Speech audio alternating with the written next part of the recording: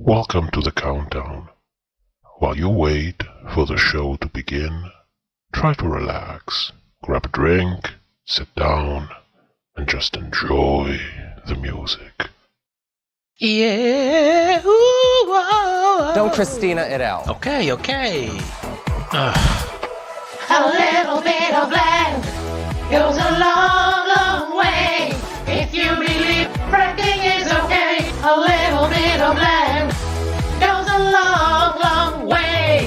Sign the lease, bring the rings today. Everybody say money, love, money, money, money, money, more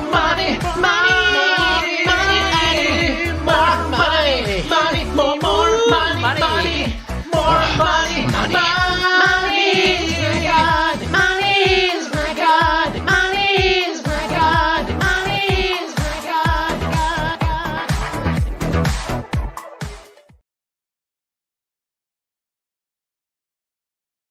Are we back? Are we officially back? We are officially back. Here, there's Mr. Invisible with me to celebrate. You can say hello. Hello. Yeah, don't be so shy all of the time. Come on. Hello. Ask them how they're doing. How are you doing? Is the bitch on? Yes, the bitch is on. Can you hear me? Can you not hear me? Oh, yes, they can hear me. You see, Weasel is already in the comment section. Oh my god, Mr. Invisible. Oh, it's been a while. It's been a little bit over 3 months. A lot of things have happened. We are going to talk about the state of the channel. Why have I been away so long? What's going to be of the future? What are we going to do? So at least you can get an idea of what's actually going on. Then we're going to talk about the new series for the channel. It's going to start hopefully about a couple of weeks. The first video will be out. And then we can, Kiki, discuss about whatever you want. I watched Canada season 3. I watched a little bit of Down Under. And we didn't finish UK season 4, did we? The premiere. We were like halfway or something like that. Not even episode 1. Yeah, halfway. Watched halfway. So maybe we can talk a little bit about that. Now, YouTube keep telling me to insert ads. Fuck off. Close this window. There we go. So, you wanted to say something to Weasel, since you keep mentioning it all of the time, didn't you? No. You didn't want... What did I want to say? I'm going to tell him privately. Where are you going? You're leaving. Felicia, $10 super chat. Welcome back. Thank you, Felicia. Thank you so much.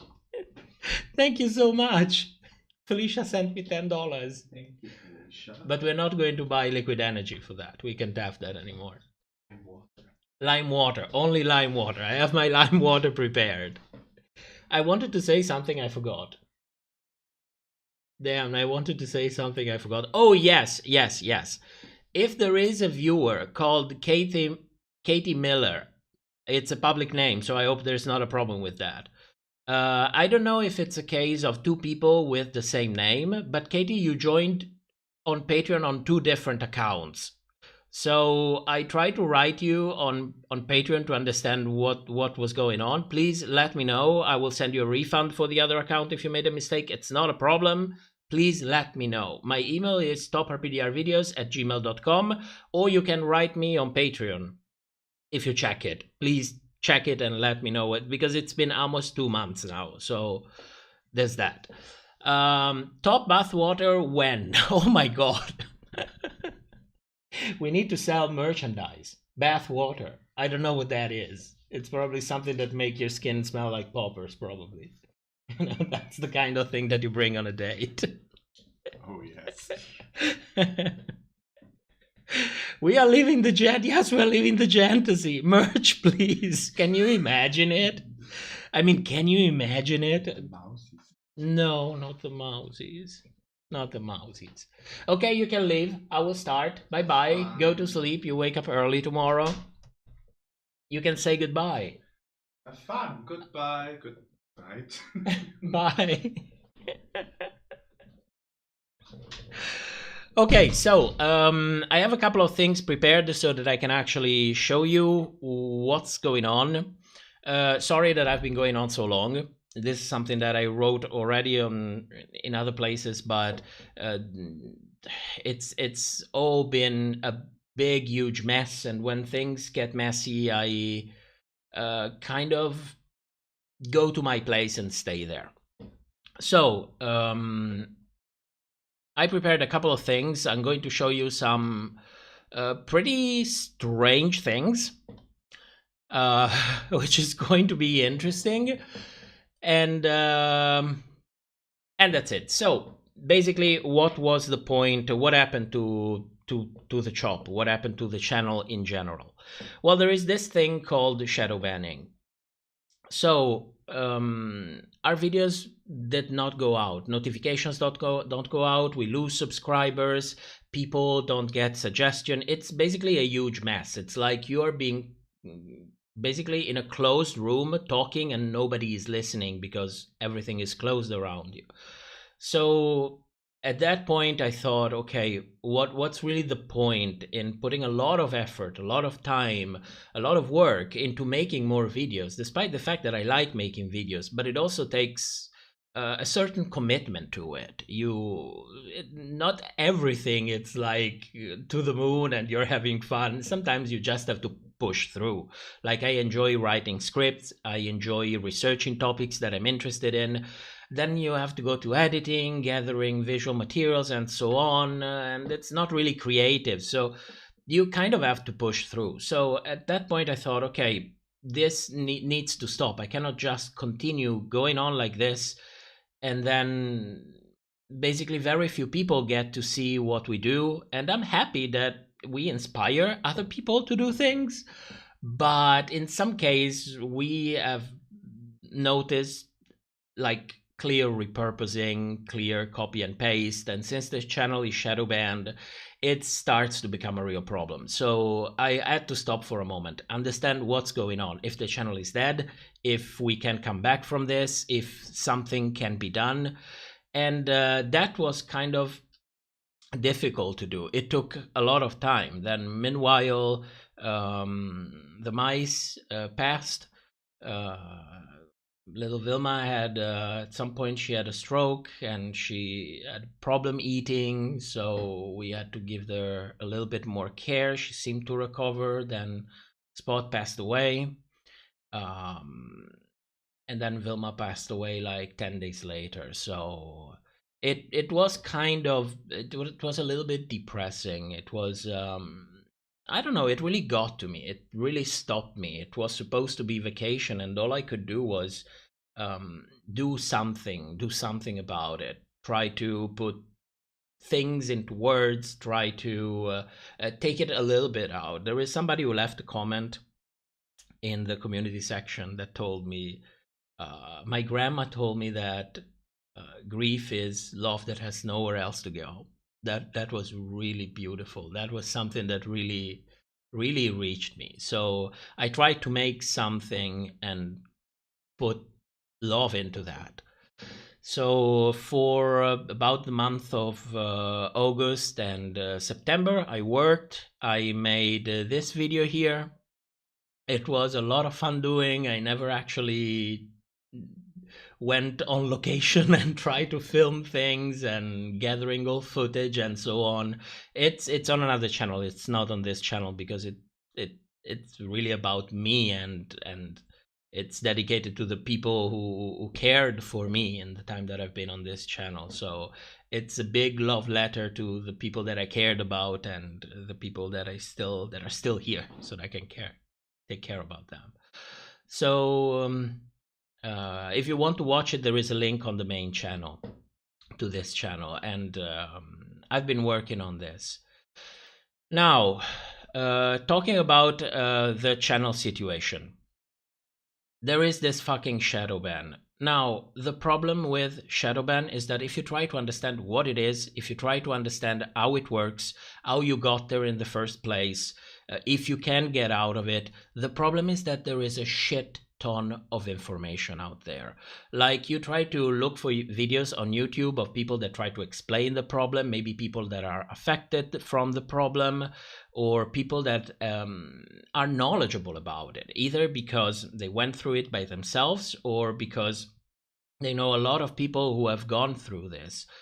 The problem is the information is just too much. It's so much that it actually becomes background noise. Like, there are people who really know what they're talking about, and I can assure you there's not many of them, but it's impossible to find them because there is so much information out there, so much bad information, that it sucks a lot of time, apart from the motivation, because you get demotivated. You spend 2 or 3 hours jumping from video to video, from web page, from Reddit post to Reddit post to Twitter. It's crazy the amount of information that it is there, because it's a hot button topic. The problem is that every hot button topic, it's clickable. So a lot of people are also trying to cash in on the topic. They want to talk about it. They want to make videos talking about it as if they had reliable information that people can actually use to understand what the hell is going on. How do we get out of here? Can we even get out of here?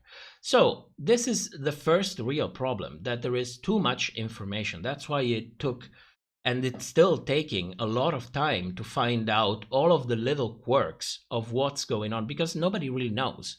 That's the problem. Nobody really knows. Now, a second problem is the quality of the information that is out there, because not all information is good information. Like, for the most part, it's either incomplete information, contradicting information, sometimes even false information, like things that people know already. They are in the common knowledge already, and they say the opposite of it. So sometimes you even go through false information. Sometimes it's provided in goodwill, I will give you that. Other times it's just because, content equals money. So it's like, I don't know, have you ever looked for a good recipe for something? I don't know, maybe you wanted to make a special dinner for your significant other, or maybe you just wanted to give yourself a treat, and you ended up watching a 5-minute craft video, and you try to get instruction for that. So not only at the end of the day, you will not achieve your goal, it will actually set you up for failure. And this is how I felt while I was researching this topic, as if I was being set up for failure, because it went nowhere. It went nowhere for a very, very, very long time. So at this point, I was like, okay, how can I get some sort of good, reliable information? Because you cannot trust what people say. Everybody says everything is the contrary of everything. Nobody really understands how the YouTube algorithm, or better, the YouTube algorithms actually work, why they do the thing they do. Of course, YouTube doesn't disclose it. But the problem is, I have a community, I have things that I like to talk about, I like creating videos. Thank God I don't depend on the revenue, so that's a good thing. But I need to solve this problem. I need information to solve it. So I turn to the only reliable source of information that I actually believe, that I can actually trust, which is statistical inference and data analysis. So thanks to Faith, or whatever it is, yours truly has a background on that. And I think I can confidently say that I got very, very close to the answer that I was looking for. For some things, I found the answer that I was looking for like, why is this happening and how is it happening? I still don't know if I can get out of it.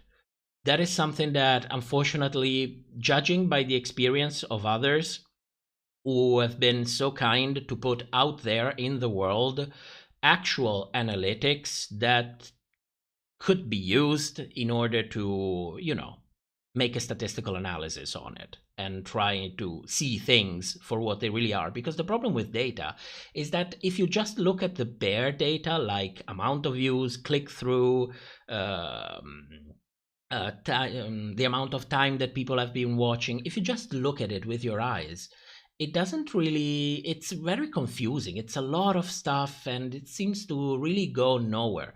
But if you apply statistical inference to it, well, then you can find out that some things exist with a certain degrees of certainty. How much certainty? Well, significantly certain. Sorry, let me nerd with it. But the people who know what I'm talking about, they know exactly what I'm talking about. So there have been people out there who share their analytics, and I could use those, merge them up with mine from both channels, and get very close to the answers that I was looking for. Now, before you get all excited, I have to be very, very, very careful about what I share. Because if I don't, this channel will cease to exist. It will happen. I'm not kidding. I'm not just making it up because, ooh, it's a big thing to say. We will disappear. That's a very real possibility. Now, if you don't believe me, let me tell you a story. This is something that I haven't shared, but it's something that has been happening, like many of the things that have been happening and I haven't shared, and I am going to talk about those. But more on that later. Now, do you remember this video? This was my review for Canada Drag Race of Season 2. If you remember, like the Butterface video, I mentioned it. I mentioned how much time I spent on this one, and they made a comparison with how fast you take to make videos and so on and so forth. So I made this review for the Chop as a video. Now, I really loved the season. I thought it was a great redeeming season. So apart from the review, using actual video files to show the things that I wanted to make like a gaggy intro. Like between me and my partner, we had this joke that Cynthia Kiss looked like a young MacGyver. So I built a whole intro joking about that, and I used the MacGyver soundtrack. Now, one thing that you have to know is that if you use copyrighted music, you will not make a coin from your video. It will be demonetized. But at some point, I was in a state of mind in which I was like, well, okay, how much do I make? How would I make from this video? $40, $50. Fine. It's not the end of the world. But this intro is too gaggy. And it was gaggy. I loved the intro for this video. So I thought, you know what? Fuck it. I'm just going to use the music. It doesn't matter. They can take the revenue. I don't care at this point. I'm just having fun. So what I did is that I used that music. Now, at that point, YouTube told me something really, really interesting. Ooh, Gregory! Gregory, you got me good. I'm very proud. Very well said. So YouTube told me something very interesting. They told me, wait. Since you use the MacGyver soundtrack, you will be sharing revenue. And I was like, oh my God, they won't take all of the money. I will be sharing it. And I was kind of surprised because think about it from my point of view. I was already at peace with the fact that I wouldn't make any money out of it. It was just for the fun of it, for, the lols, if you will. So I was like, well, that's a great thing. It's a good thing because at the very end of the day, I am using copyrighted music. It's not really fair use. So it's okay that they get some money out of it. But also it's like a 20, 30 minutes video. And music plays for 1 minute, so maybe it's also right that I get something from it. So I was really happy about this. The problem is that when I checked the analytics, there was exactly zero. So I was like, wait a moment. At this point, it became like a moral thing, So I contacted the YouTube support, and I asked them what was happening, because usually you publish a video, the day after, you already get the analytics on how much the video made. Or the day, no, 2 days, 48 hours. So about 5-6 days passed, and there was nothing in there. Now, on the screenshot, it goes until January 13. This is something that I took a couple days later after I had the conversation that I'm going to talk to you about. But this happened on January 11th, and it was still zero in there. So I contacted the YouTube support, where Jam was there. So I went to Jam, and I basically asked her, well, what's going on? I am sharing the revenue. Why is there no revenue on this? And she told me that there are no ads showing on my video. So no ads means no revenue. The problem is that starting from the second day, because I had a lot of people who said, listen, I cannot support you on Patreon, but I watch all of the ads. I don't skip through them. Do you get a little bit more? And I was like, yes, sure, thank you, I appreciate it. So when I asked, a lot of people answered, and they said, yes, there are ads running on the video. So I told Jam, listen, there are ads running on the video. So the viewers confirmed it to me. So what's been going on? So Jam sent me this whole conversation after it with a link to Google telling how ads work that are not guaranteed to be shown and so on, things that I already know, but they didn't really answer the question. 25,000 views later, how is it possible that not one ad was showing, even to make 1 cent of shared revenue? So at this point, I insisted to Jam that yes, there must be ads showing because my viewers told me so. And she sent me a screenshot with my analytics, the same ones that I could see, showing that there is nothing in there. So, and she told me again, oh, please go back to the link, go check that. And at that point, I started to get a little bit frustrated because I'm like, I believe my view. They have no reason to lie to me, especially when it's so many different people and we are on Discord, so I can actually ask in real time. Somebody actually made a screenshot and sent it to me to show me, yes, I see the ads are here. So what I did is to go to Jam and send her the screenshot, this screenshot, showing that, listen, there are ads playing. Why is it 0 in there? What's going on? You know, for a moment, I started to have a feeling, does sharing revenue means that you get nothing? Because later on, and I'm sad that I didn't screenshot this, later on, I started to realize that I made 1 or 2 cents a day for that video, like after the first week, which is the moment in which a video makes the most views in its first week. So I started to get a little bit upset. And Jem answered me after I sent this screenshot. She took like 2 or 3 minutes to answer. She told me, view and ads need to be validated, which I don't know what it means because usually I get data 48 hours later, usually sooner than that. If the views are legitimate, please remember that if the system will find that views are not valid and you are the one who watches it, it will not be counted and revenue will not be counted since this is considered invalid traffic. Now, please notice what happened in there. Not only she didn't answer the question, which is there is a screenshot, there is an ad showing. Why in the analytics there is 0, even though it's been basically 5 days? But she also said, well, if the views are not legitimate, you will not get money, which also implies that you know what happens if you watch your own videos, if you watch your own ads. You get kicked out from the partner program and you can never join again. You can never join again with your name. You are done for it if you do that kind of shit. This is the response that I had. So I told Jam that the views on my channel are legitimate. I'm not such an idiot to go and inflate my views and risk losing the partnership with Google, risk losing the whole channel. Which kind of video would do that? I mean, only a kid could do that, not thinking about it. So I tell her, listen, all of my views are legitimate. To which Jem responded, it is our system that will analyze that. So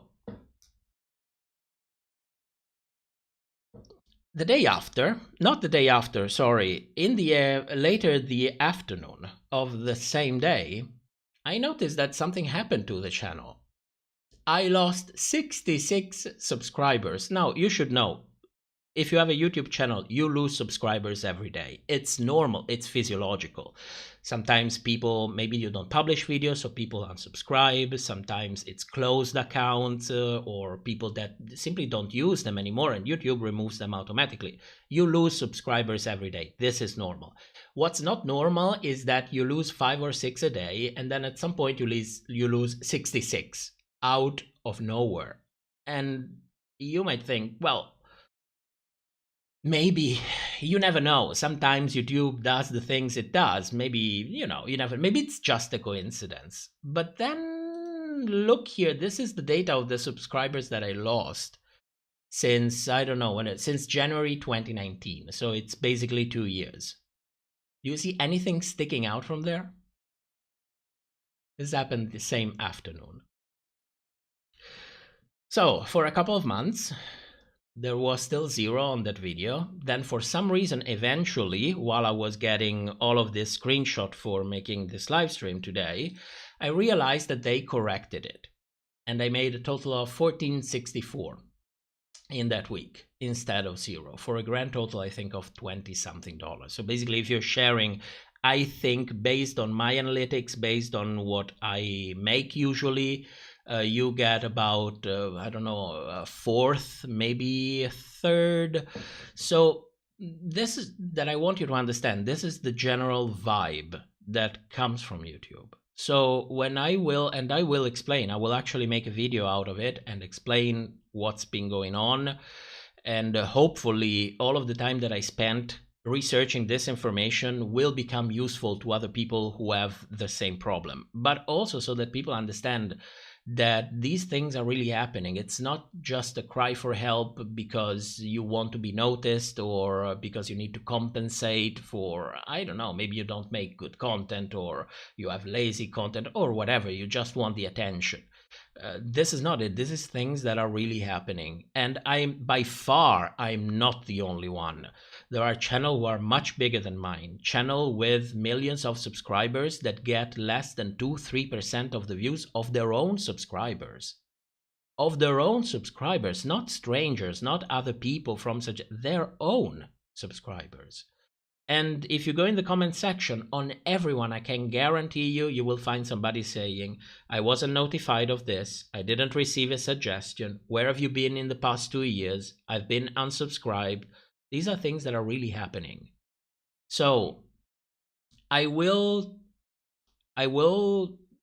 talk about this issue, I will talk about how it works, I will present the results of the work that I put into it. But I will be very careful about what I say and how much I say, because I cannot talk about everything. I cannot. I simply cannot.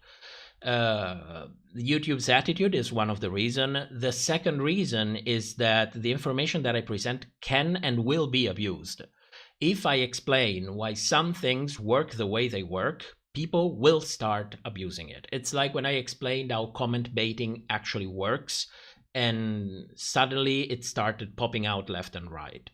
So that I am being watched, in good or bad.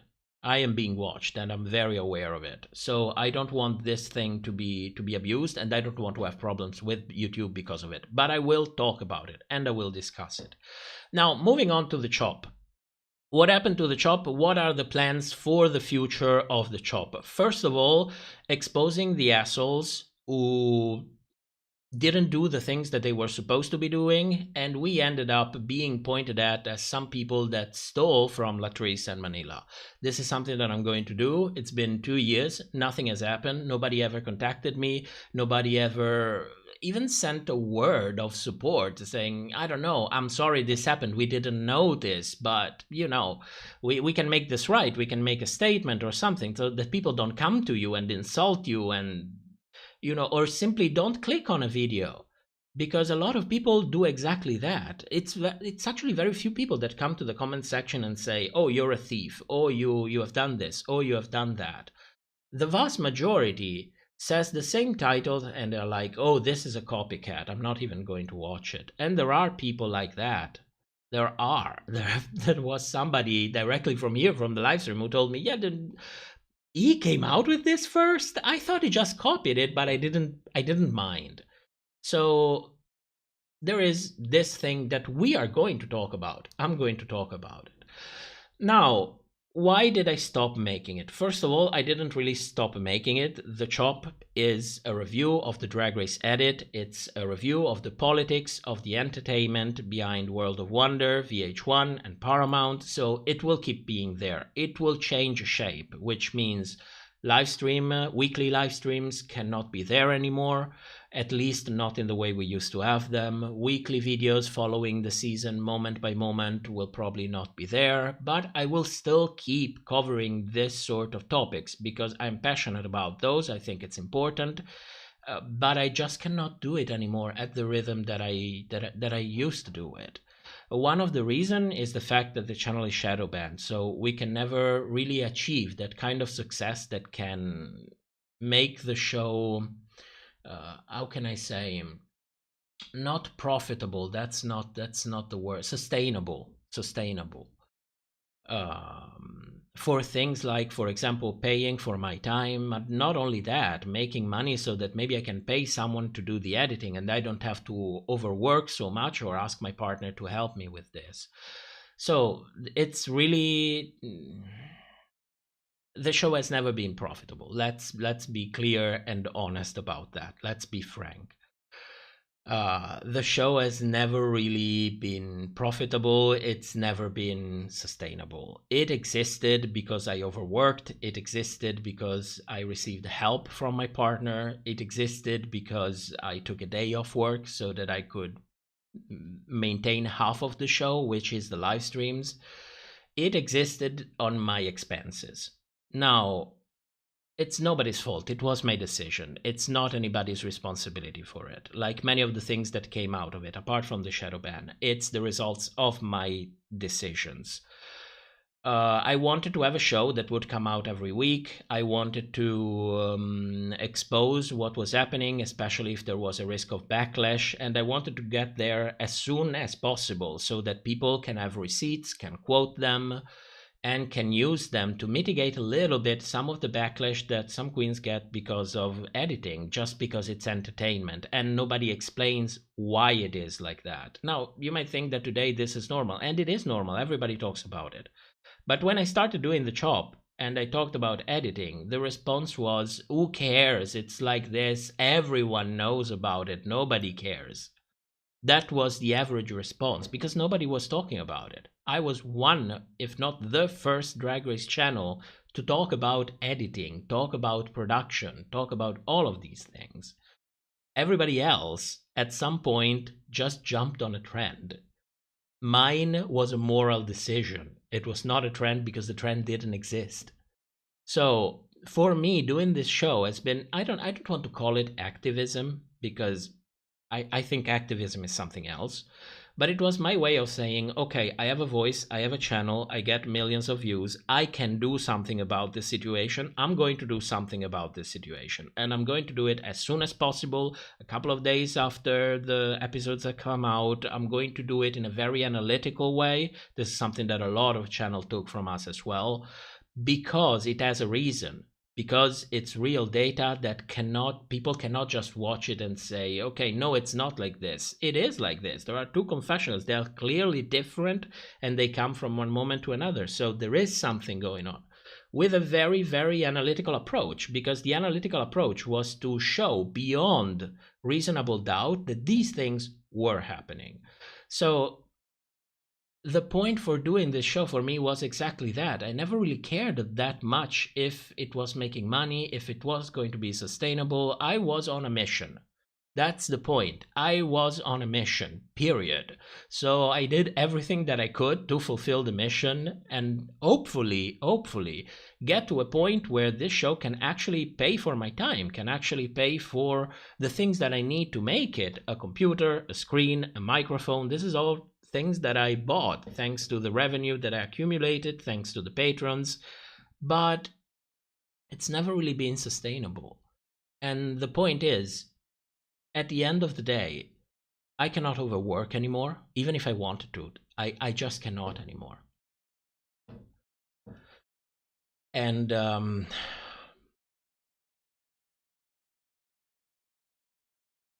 sorry.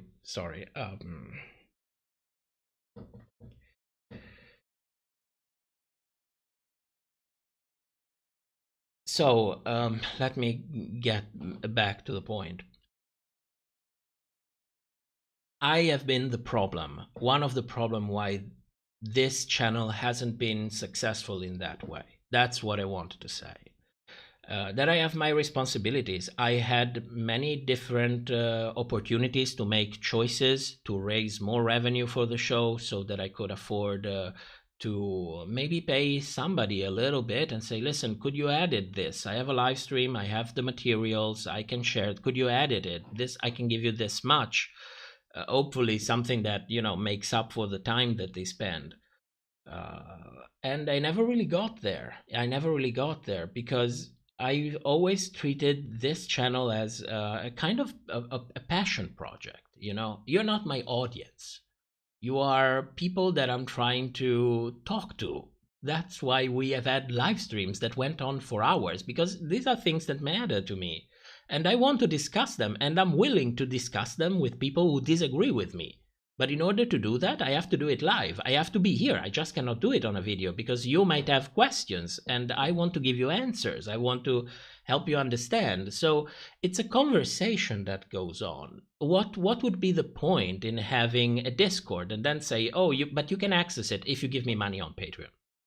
Or having locked the live streams only for people on Patreon, or people that join the channel and give you money every month. I mean, I want to raise awareness. Doing things like that goes the exact opposite way that I want to go. I want as many people as possible to talk about editing, talk about politics of entertainment, talk about the human cost behind it. There are things that I'm very passionate about.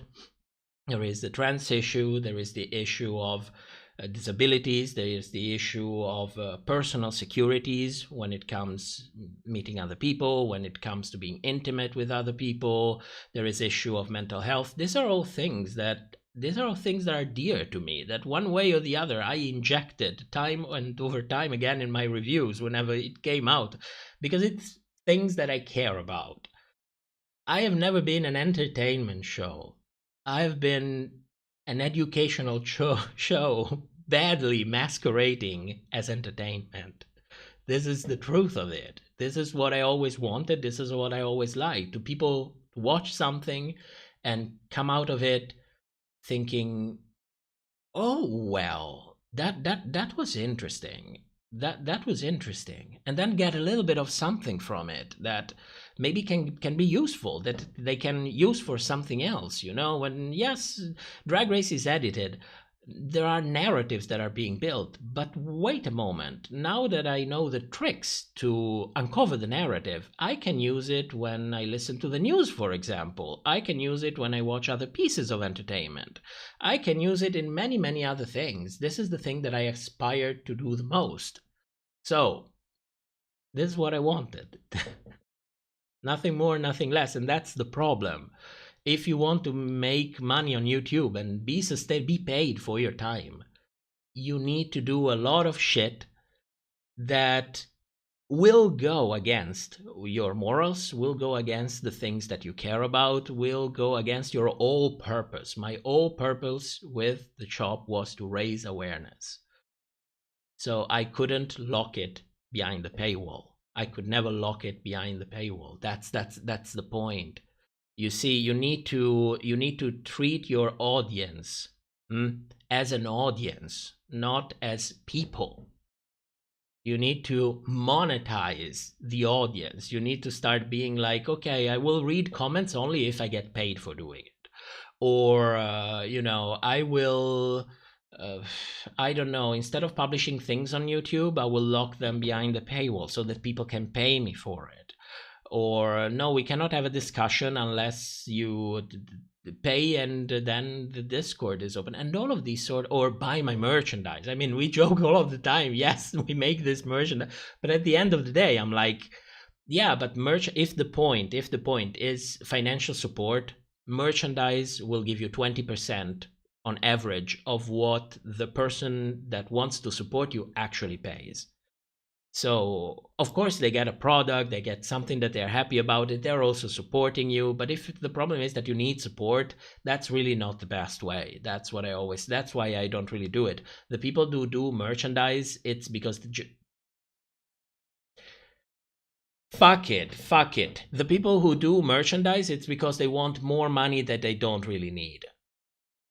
So I will stop with the bullshit, I will stop holding back, I will stop playing it right and fair, and because people will just walk on your head if you keep doing that. That's the problem. I have been, for so much time, I've always thought, no, I'm not going to talk about this because maybe this person is going through this something, and this is a person, not a company, so you never know what do they need the YouTube money for. Maybe they live from it. Maybe.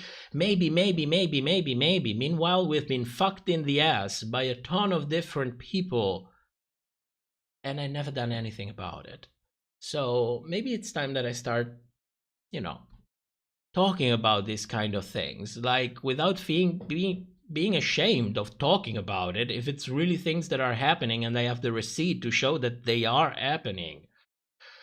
It's just like that. The more you try to be understanding, the more you try to, keep drama aside, unless it's really, really things that leave you no choice. Like when the Patreon went down because of the copyright claims, or when they copyright claimed the chop, or when the Butterface started stealing from everybody. Unless you're really pushed through the wall, I always try to mind my business, because my point here is making a show, showing how editing and politics of entertainment actually work, and possibly do a favor to these entertainers that go on television. Yes, they do it for their career, but they also put their humanity in it.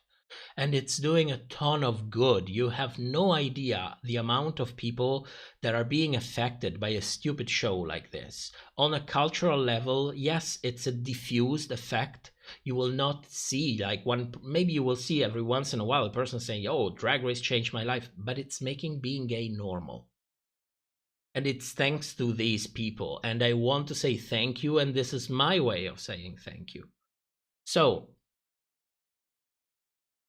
this is what's been going on. I haven't made the compromises that I needed to make. As a result, I am completely burned out. I am not healthy enough to work that way anymore, and I cannot do it anymore. That's plain and simple. Unless a miracle happens, I just cannot. I cannot afford to pay somebody to help me, and I cannot ask people to work for free. I will not do it, period. I will gladly see my show go down before I start accepting that kind of help.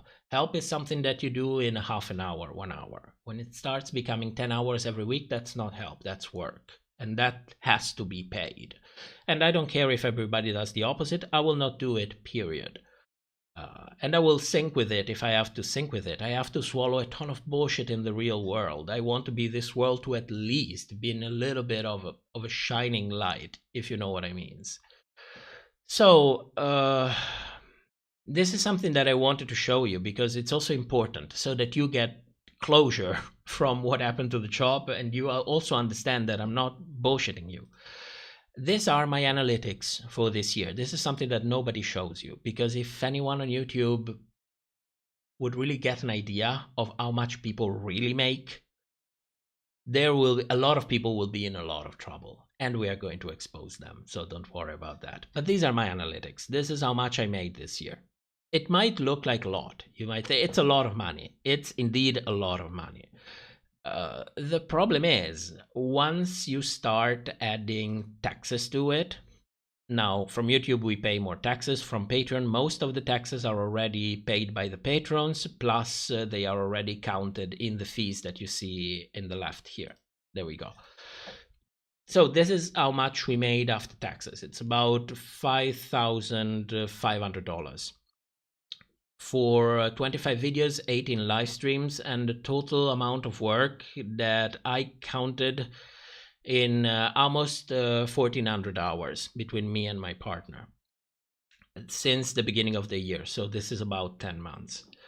That equals to about $4.1 an hour. It's much better than the year before. I haven't made this for 2021, but it was worse. Like, it was like 2 point something. I'm afraid to show.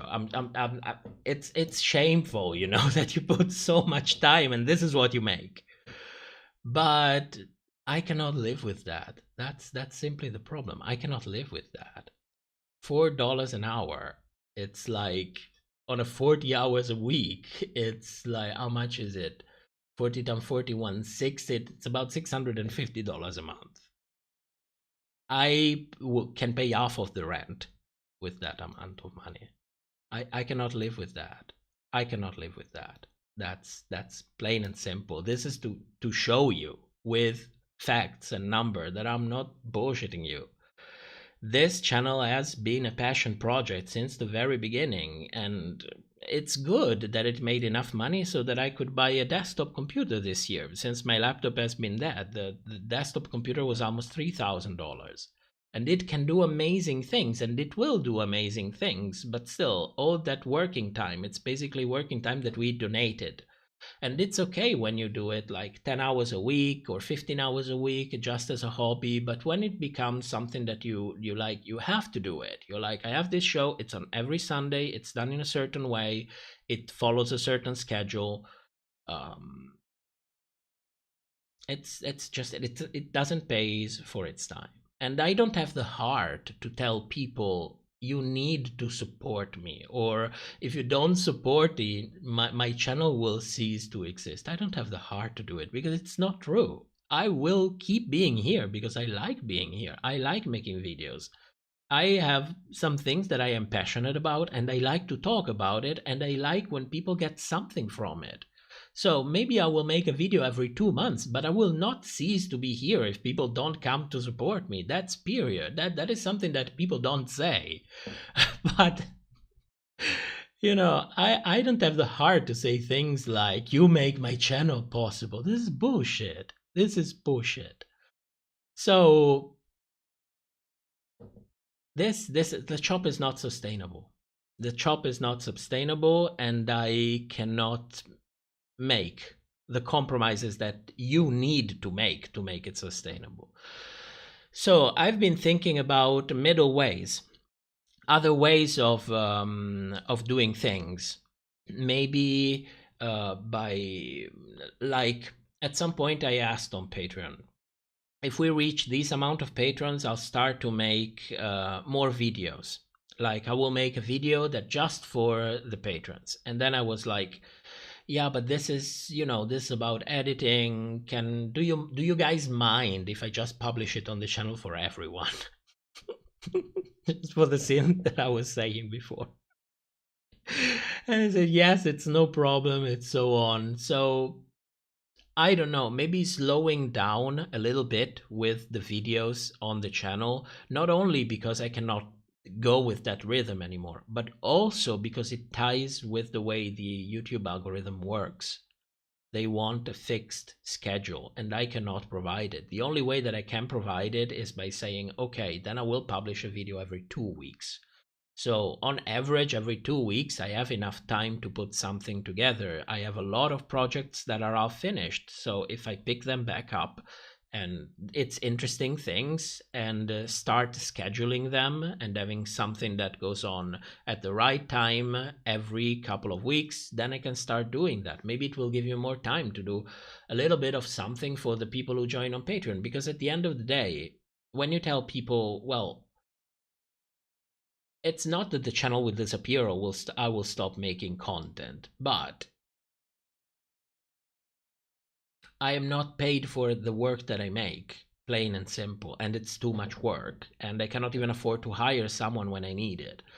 And people are like, yeah, maybe they always want something. The vast majority of people are not like, well, yes, I know that you're struggling. I can see it. I see the amount of work. I know that you're overworking. I don't care. This is, here, take $1.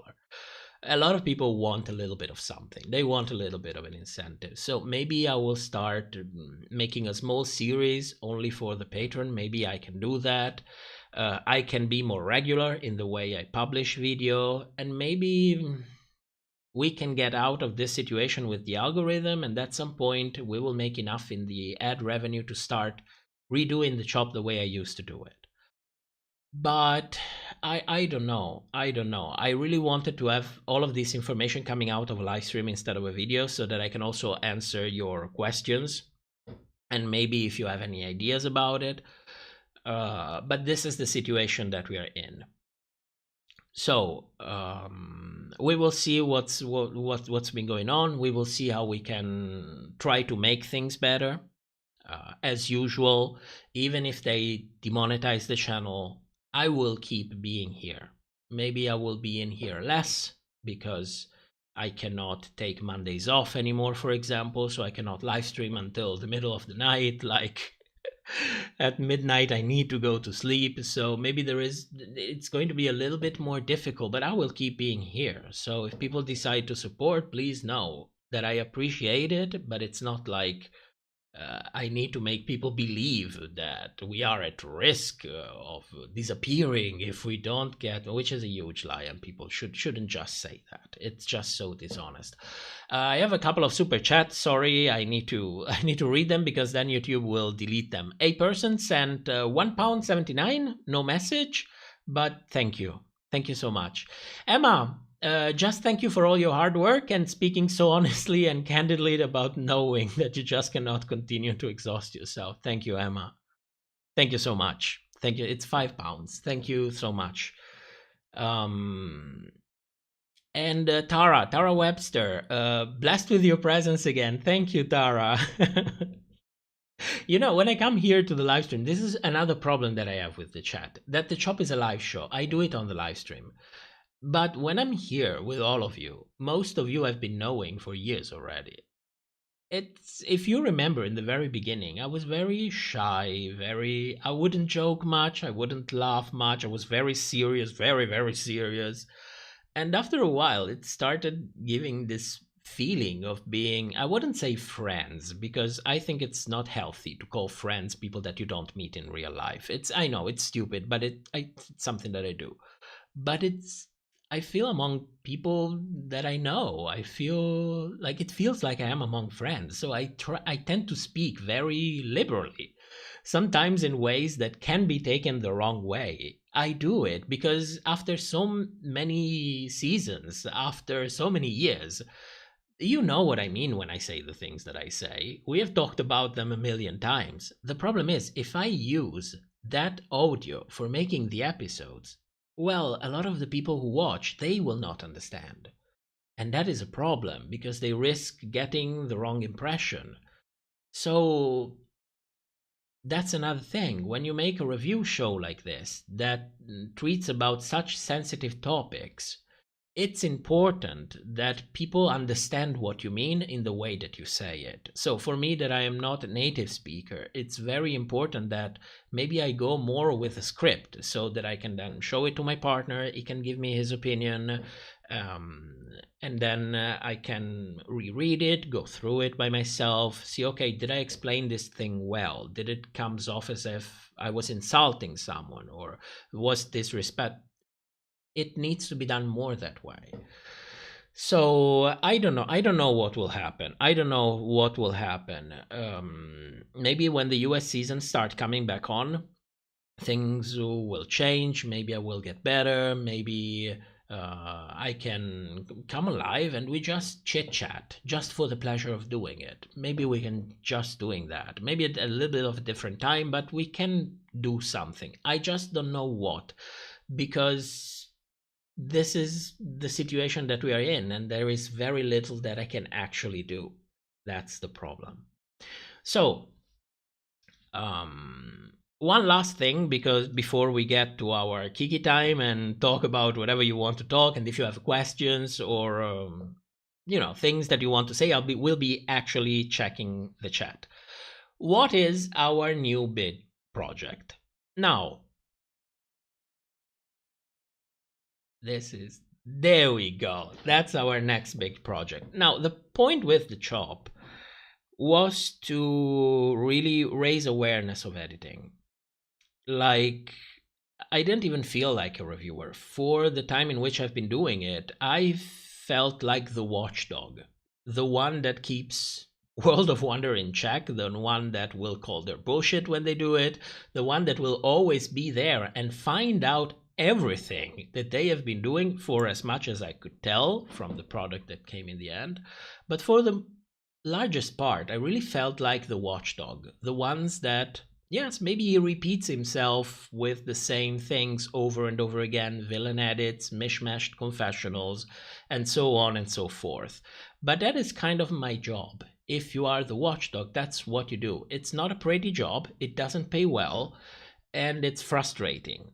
But that's exactly the job of the watchdog. The point is, now everybody talks about editing. Everyone knows what's going on. Everyone covers it. It's a trend.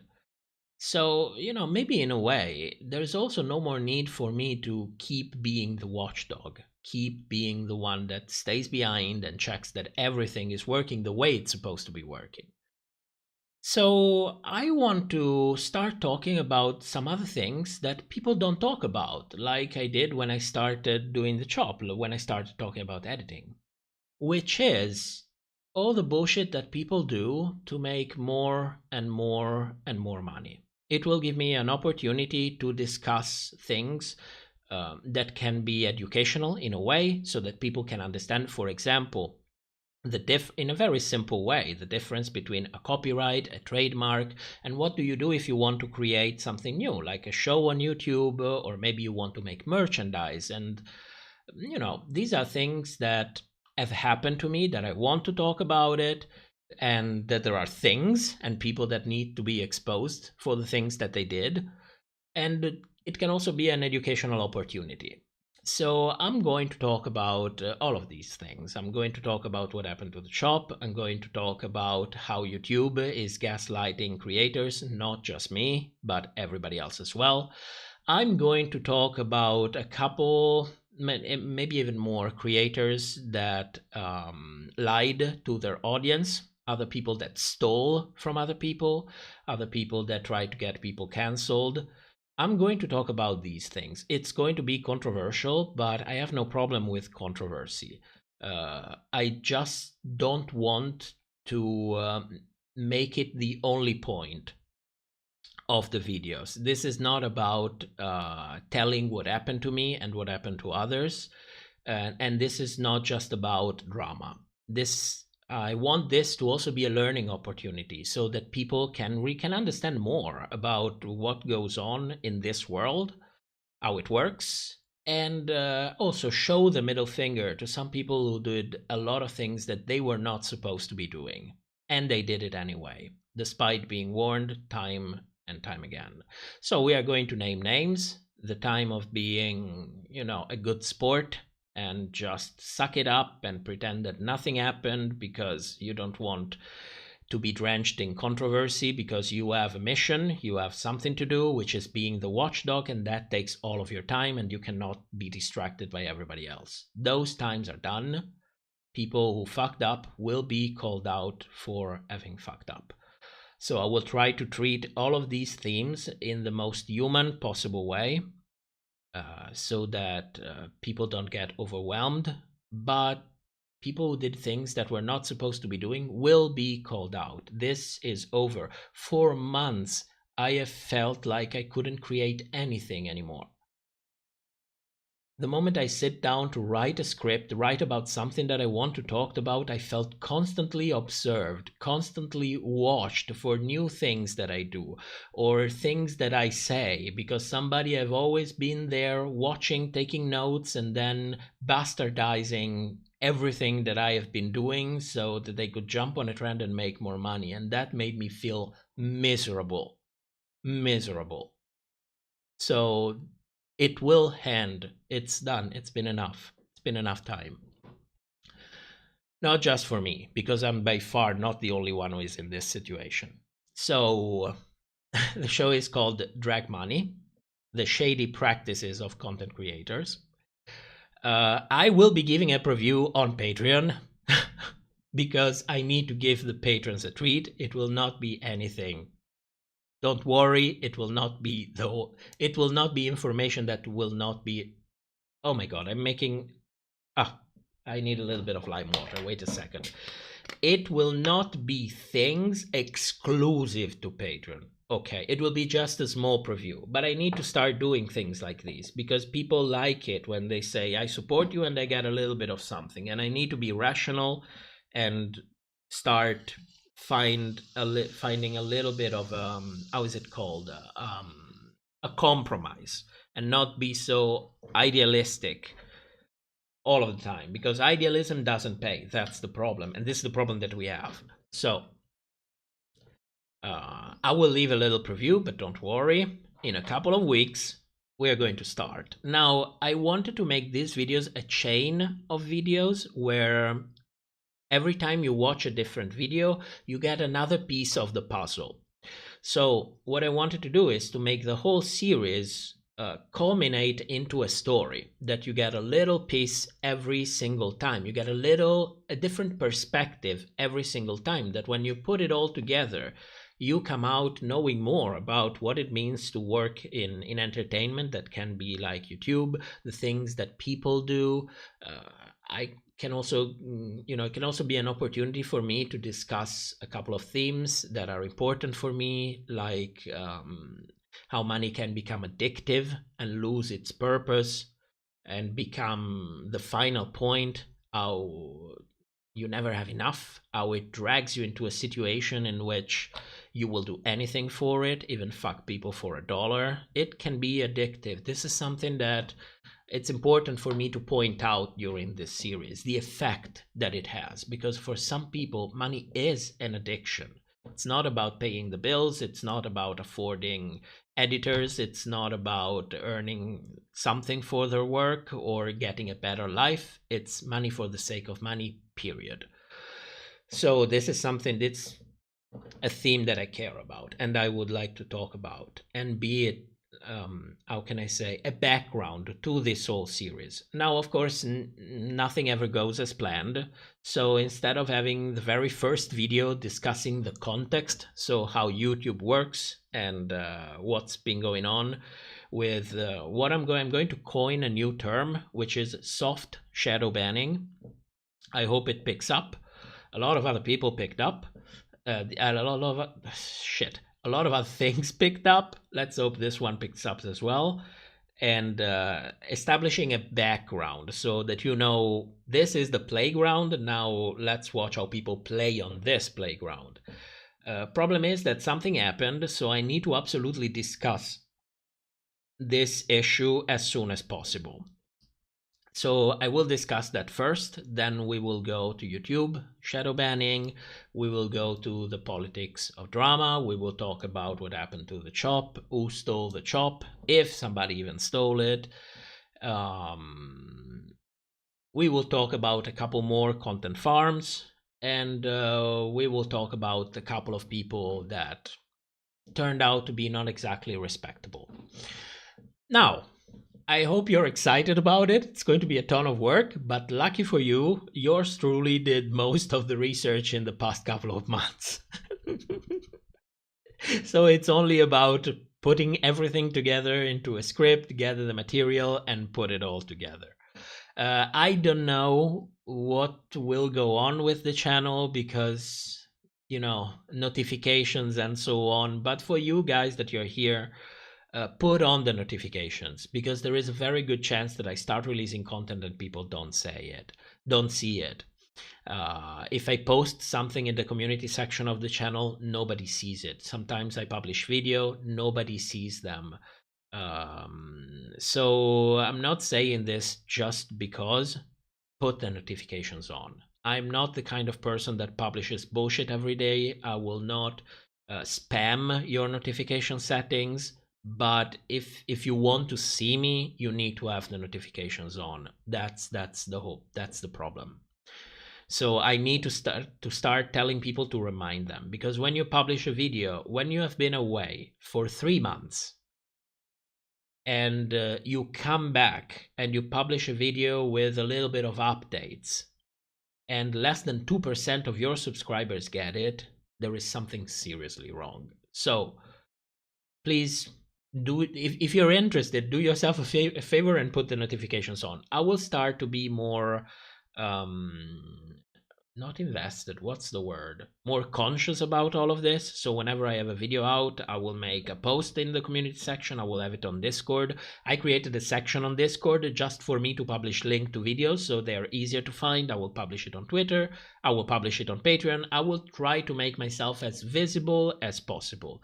Just so you know that statistically it will not be enough. So it's important that you turn on the notifications. I know that you're used to hearing it from everybody, but the actual proof is on the view counts of the channel. So if you have any doubt about that, I'm not bullshitting you.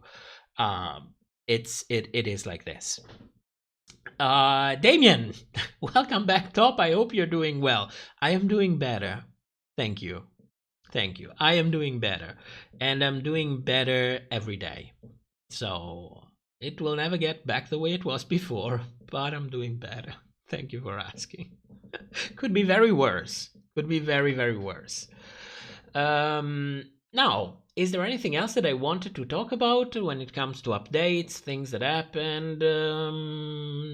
No, that's basically it. That's basically it. I will try to do all of this, see how it goes, and see if we can get out of this situation. Spoiler alert, I haven't seen anybody getting out of this.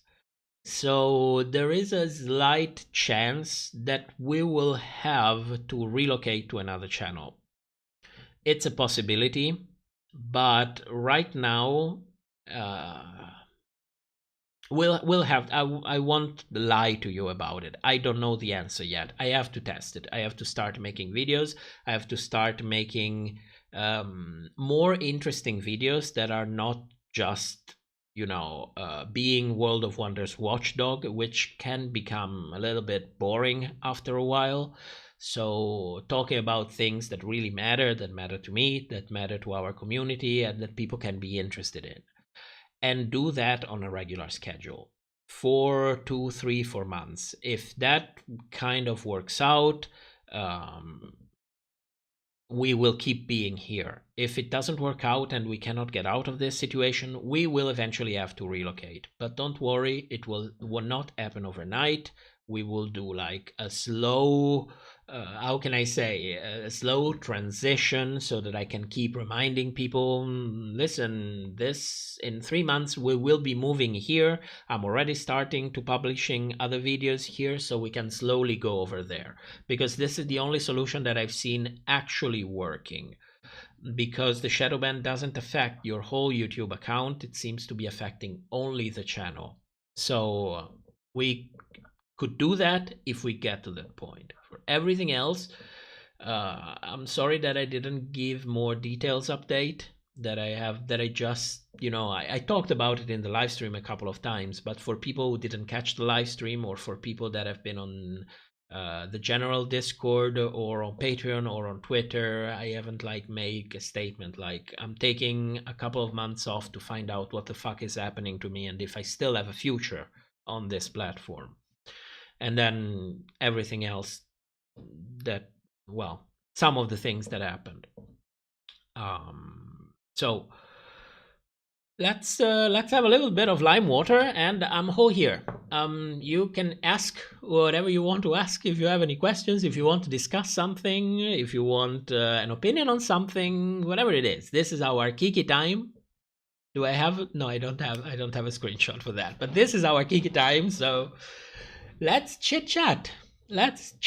Sorry that I spewed so much information. I think you probably have a headache after all of this, because it's been so much. But these things needed to get out. They needed to get out. They needed to be said. You needed to understand what was going on, and hopefully you can get closure. Because I know that you miss the live stream. In a way, I miss them as well. I don't miss the work that I used to do it, but I also don't like coming on live stream without anything to talk about. Just wing it. That's just not me. So hopefully this hour can give closure a little bit to everyone. Sen did my homework while watching this live stream, and she is done. Ooh, Sen. Then you can get a little bit of something to celebrate. On a scale from icon to legend, how iconic is Serena Chacha? We're all Chacharinas on this channel. So just so that you know, we're all Chacharinas in here. Damien, is this Kiki time? This is Kiki time. This is Kiki time. Where do I have? I used to have a screenshot. Where was it? With the where is it? Where I just had my logo. Did I remove it? Yes, I removed it because I'm an idiot. Maybe it's this one? No, this is the pause. Where is it? Wait, I'll get it. Here it is. No. Yes. No. 1 second. Sorry, the streaming software updated itself and I don't understand the fuck of what's going on. There we go. There we go. Christus, do you think Monet should have won alongside Jinx? Oh, All-Star 6. No, not necessarily. I remember when I started doing the reviews that it looked like they were heavily favoring Monet. I did change my opinion as the season went on. They didn't do their best to favor her at all. Sometimes they downright pissed on Monet. It was very kind of contrived edit that they gave to her. I don't think she did bad, but the problem of All-Star 6 is that it is something that I told you already back in the day. We already had a winner before the season started because Jinx Monsoon had the best edit in Drag Race history. So for me, there was no doubt that she was going to win. And I think also for all of the queens who are actually in the inner circle, so they know these things way better than me that I'm watching from the outside. Okay, yes, I have an analytical approach. I can say some things with a certain degree of certainty, but they see all of these things from the inside. They couldn't possibly have been oblivious about the fact that Jinx, at the very, very least, was going to be top 2. So, you know, there has been a lot going on in there. There has been a lot of acting about what's been going on in there. But no, I don't think so. If we're talking about a pure talent thing, it's hard to compare because they are two very different queens. So it's very hard to compare. But if we're talking about reality television and narrative, there was nobody could have bested Jinx. Period. That's just what I think. So to answer your question, from a talent point of view, I don't know. But from a television producing point of view, absolutely not. Absolutely not. Jinx was the sole and only winner of the season. I'm still pissed about what happened to Jada. But, you know, also Monet is not stupid. She was there knowing that she was making television. So by making the choice that she made, she was actually making television. She was actually doing her job. This is what she was paid for. So I didn't really have a problem with it. But I felt so sorry for Jada. I felt so sorry. But she's young, you know, she's like 19. She has time to win other things. Maybe we can see her in some other seasons, like of the country versus the world. Let's hope so. She definitely deserves it. She's really a lovable. I cannot say a lovable person because I don't know her, but I do know that some things do manage to shine through for the people who have eyes to see it. And she is kind of unique in this matter. She is really kind of unique. So at least I'm happy that she got some more exposure. John Young, waiting for the top RPDR only fans. Oh, please. Please, it was enough making that video and being on camera from behind. That was already enough for me. Naked, no. Besides, Xtube doesn't exist anymore. But stuff was out there, like everybody's. Come on, let's be honest. Everybody has everybody on the internet. There are very few people who don't have their stuff on the internet. So for the people who were there, not knowing that it was me, it was already there. It was for free, just for a change. Damien, I got 0 notification for the live stream, so YouTube must be plotting against you. It's normal, Damien. Don't worry. Don't worry. It happens to a lot of people. When I will make the video talking about the YouTube situation, I will actually ask people, not just for the engagement of it, but to actually come to the comment section and spend a couple of minutes describing what happened to them if these issues happens to them.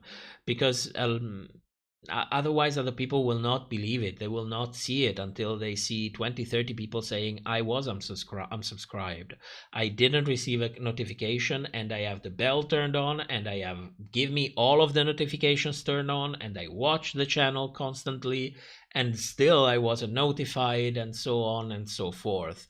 So, and hopefully people can go to the comment section and see that it's really happening. Jada is about 35, you know? Yes, I know. But in my fantasy, she's 19. And nobody is going to change that. Sen, based on what you have seen for UK season 4, who do you think will be in the top 4? Or do you think is it way too early to call? I literally watched only the entrance for UK season 4. And the Queen seems interesting. The casting seemed to have been done in a very interesting way. So, you know, when I saw UK season 3 and I saw the cast, well, of course, they are there working, I respect that, but I wasn't overly excited about it. I didn't see the chemistry, and in fact, there was not much chemistry going on in that cast. But this one seemed to have all of the cards to make a very interesting season if they manage the elimination order properly and do their job properly. Like, they don't do the same thing that happened to Canada. Like, they had some amazing personalities in there and they just kicked them out for whatever reason, probably because they had an elimination order, but they didn't really think about the entertainment value of the season. There could be some amazing situations going on, some amazing learning moments as well, but unfortunately Canada fucked it up. They really jumped the shark. I hope this doesn't happen to UK. Damien, the full title is allegedly Canada's Drag Race Canada versus The Work. Because they didn't work?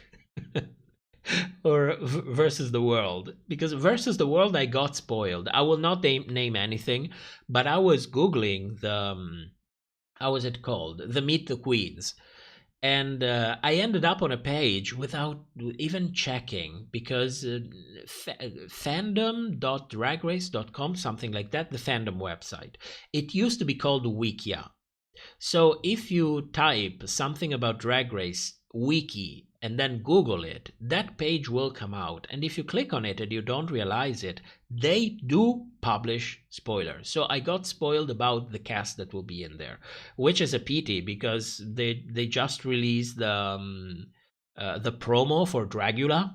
They're going to do Dragula Titans.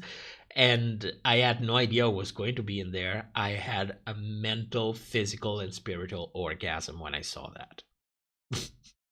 It was amazing.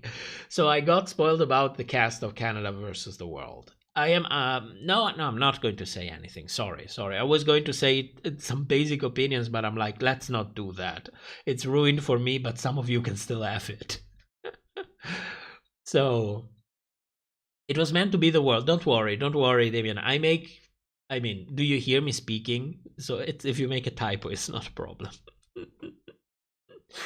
Dragula has been done amazing. Like, I don't really talk that much about the politics of streaming and what's been going on, how the television basically died, how everything went on streaming, how at some point many companies started merging because they couldn't afford not to have an important position in the streaming world, how World of Wonder took advantage of that, and so on and so forth. I never really talk enough about that, which is really interesting. Just so you know, the Boulet brothers, they got renewed this summer for 3 seasons on streaming. Now, on streaming, differently from television, on television, usually you get renewed season by season. After you have had like 3 or 4 seasons, the show goes on syndication, which means that other channels will publish your show. If it's a sitcom, whatever it is, you will get some money from it. Maybe when you get to that point, you start getting renewed for a couple of seasons. Streaming, it's even worse than that. Like, they will greenlit absolutely everything differently from television, but they will only do it for 1 season. This is the panorama that we have today. The Boulet brothers got renewed after being on the streaming platform for only 1 season. They got renewed for 3 seasons. You have no idea the magnitude of what it really means. Not even Drag Race gets renewed. At least, yes, the normal Drag Race, yes. I'm talking about the spin-off. Not even those get greenlit for 3 seasons. And they are spin-offs for a major cultural event, which is Drag Race. And Drag Race is a cultural event. It doesn't matter how bad. This is something I'm sorry that I repeat myself, but Drag Race will keep being on forever and ever because it's a cultural event. always think about what happened to The Simpsons, the first of their kind, and they are still on, despite the fact there are much better shows that do the same thing and at this point do it much better. But it doesn't matter, they were the first. It's the same for Drag Race. So it's massive that the Boulay got renewed for 3 seasons. It's really massive. So I'm really I'm so excited about Dragula Titans. I haven't been so excited since they announced All Stars 2, because back in the day we had All Stars 1 after 4 seasons of Drag Race. So everybody was like, yeah, they're going to make maybe one every 4 seasons, and then in the middle of season 8 they announced it. They filmed it. No, sorry. At the end of season 7, they announced it, and I was so fucking excited. And it turned out to be the best All-Star season ever. So I'm that excited about it. My God, all of the queens are amazing. I can't wait. I can't wait. And I love the Boulay. You can, as someone who puts his life, like my personal life. You don't know this because I don't tell you. But some of the things that I say, some of the jokes that I make, they come from my real life. They come from people I really have met. Some of the things that I talk about, they come directly from very intense discussions that I had with people that are really important to me. They're not necessarily in my life anymore, not my everyday life. But it's a way to celebrate them. So as someone who puts a lot of himself in the work that he does, I have the ability to see it when somebody else does it as well, because I see that specific things that sticks out that nobody really says, that nobody really does, and you know that it must come from somewhere else, probably a place of love, probably a place of your personal life. And they put their lives in this. They put their passion in doing Dragula. You might not be the biggest fan of horror. I am a big fan of horror since I was a kid. I read It by Stephen King when I was 10. My father saw me with a brick for a book, and they said, "You read? I'll buy it for you. No problem." And if you read that, you can imagine the kind of literature that I was exposed to. So, you don't need to be the biggest fan of horror to appreciate the honest passion that the Boulay brothers put in Dragula. Of course, if you have an aversion to horror, I can perfectly understand it. I'm not here to tell you to watch things that make you uncomfortable for no reason other than, if it's just entertainment, is no reason. If it's educational, maybe yes. Sometimes it's good to be a little bit uncomfortable when you can learn something from it. I never shy away from situations like this. Not too much uncomfortable, but a little bit it's bearable if at the end of the day you learn something useful for yourself. But if you have a repulsion, this is just entertainment. Don't watch it. For me, I can tell you, I am completely in awe. Like, they are the genuine, they are carrying on what Drag Race started, and then they stopped to do it when they became a money machine. It's amazing. It's really amazing. Damien, I missed this universe before streaming took over. Remember physical media instead of digital media? Yes, I do remember. I am that old, so yes. If there is something that I really, really like, I try to buy it in physical media, or I try to save it. Like, there are a lot of movies that are on streaming, but they will not be forever on streaming, because streaming platform remove content all of the time. Because sometimes, they got a license for 5 years. So you see that movie on that, I don't know, Netflix or Amazon or, I don't know, HBO, whatever you have. And then the deals goes off and you lose that movie. So if I find some movies that are artworks and I want to preserve, I will buy the physical media, yes. Or if I am subscribed to streaming, I will try to save it. one way or the other. After all, I'm paying for it, and if I can watch it offline, I can watch it offline. Maybe it wouldn't be that legal. No, if you distribute it, is illegal. And if you pay for it, it doesn't. I don't think it. No, it goes on national laws. Sorry, I don't want to give you wrong information. It goes on national laws. Fulani, my question won't be answered, but I'll ask one more. Sorry. Your plan sounds like exactly what Paige Christie is currently doing in her channel, exposing. How will yours be different? I don't really watch what Paige is doing. I watch the Drag Race videos, so I think I have kind of an idea of what she does, how she does it, and the amount of work that she put on it.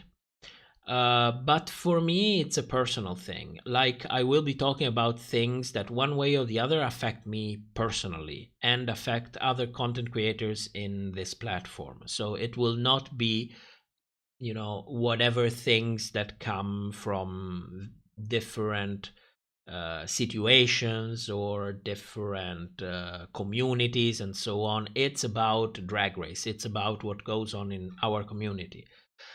And I will have an accent on the educational value of it. Like, I will make a point to try to make it a little bit like a painting. It's not just about what happens, it's also about the background. So I know it's ambitious. It will probably be misunderstood at some point. But yes, I will be doing that. If you want to call it like just exposing, I guess, yes, you could define it as that. My intent is to have that for sure, and much more on the background, especially when it comes to things that affected me directly and that affect me directly. So it will be interlapsed with Drag Race content, of course, because I also like talking about Drag Race, the show, and the editing and things that are interesting for me. So I will not be doing just that. It will be a new things that will be additional to other things that I do, since I don't have to be the watchdog anymore and spend all of my time only doing the chop. That gives me freedom to do other things as well. So I hope it will not come out as just that. I hope that people will appreciate the fact that you can learn something from it.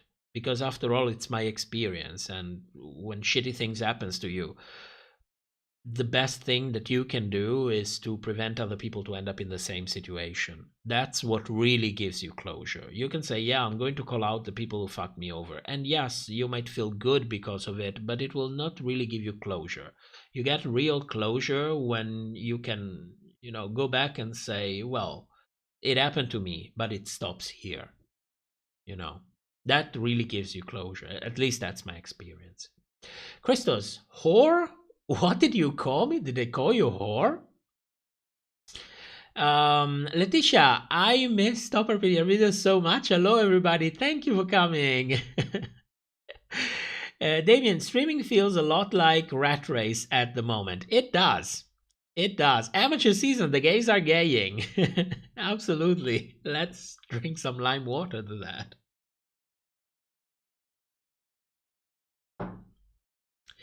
Damien, I'm manifesting that Brooke's Mullet versus the World promo will release this Wednesday, since Canada's Drag Race has a Wednesday theme. Oh, I didn't know that.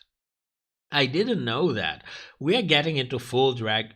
I told you, I think a couple of years ago, a time will come where we won't have a day without Drag Race. Have you think about? I couldn't even keep up with all of that. Like, I watched Canada's season 3 because I was very attached to season 2. I was very curious to see what was going on in there. But then I started watching UK, and I'm like, yeah, I have no urge to watch that. Mostly because I've been really burned badly by UK season 3. It really burned me badly. So my partner wants to watch it anyway. Personally, I would prefer to hear some reviews from other people that actually watch it. And if it's good, I will watch it. That's how I feel about it. I checked out Down Under. I didn't finish it though, but it's way better than season 1, I can tell you that. Also, I'm warming up to the Oldest Twink Alive because I couldn't tolerate it in season 1. I don't know what was that. I don't know what was it. But yeah, I can see the appeal. I'm starting to like him a little bit more. I've been very hard on him. I did the review for Down Under. I was like, I'm done with this bullshit. With all the bullshit that they did, it was something refilming lip syncs. They really went there. Yes, they went there. I was so done that I've been a little bit of a bitch to Riz. He's better. He's way better. Also, Rochelle is not that bad, but I didn't really find it popping out of the screen. It didn't really engage me. I wasn't really sucked in, if you know what I mean. No, it's not. It's not sexual. Apparently, the mullet is back. I hope so because she looked great in it. Christus, do you think RuPaul's Drag Race US will die after season 20? There is something very interesting going on with the Drag Race phenomenon, and I suspected it a couple of years ago when they started announcing spin-offs. More than a couple of years ago at this point, 3 years ago. But it's on a wave. I don't know how else to explain it. It doesn't matter how bad it can be. It doesn't matter how formulaic it can be. It doesn't matter if people drop out from watching it. It's running on a franchise wave, which means that even if nobody will watch Drag Race US, and I cannot wait to hear the same concept spewed out by some other channels. But, you know, you heard it first here. Even if Drag Race US will become so bad, then nobody watches it anymore. They will keep making it because that's the main reason that supports the flourishing of spin-off after spin-off after spin-off in every other country. So they will spin the narrative, they will spin the numbers, you know, like Amazon is doing, you know. They say, oh, we had this many viewers, but then they don't tell you exactly what they watched, if they watched the promo for how long they watched, if they actually watched the episode, how long have they don't tell you all of these things. They're like, no, we had this many viewers. They will do the same kind of tricks, which is part of how you do entertainment today, how you build a narrative. That's not the narrative of the queens being thrown under the bus. It's the narrative of, you know, the media trying to portray the best image possible so that they get more money, they get a better image, they get more viewers, and all of these things. So they will keep doing it. And apart from that, which is the main effect for me, there will also be another effect that will be compounded into that, which is the cultural significance of it. So while the first effect will justify the fact that they will continue to Drag Race as long as people are willing to pay to make spin-offs, the second effect will probably justify while Drag Race will keep being on VH1. Because it's a cultural phenomenon. And like many other cultural phenomenons, of which VH1 had his fair share during the years, and I'm not talking about the last 2 or 3 years, I'm talking about the last 30 years. And I'm talking about TV shows. They will not let go for a long time because it has a cultural meaning. Mario, it's typical twink shaming, always twink shaming. You're not a twink, Mario, you're not a twink. Stop living your fantasy.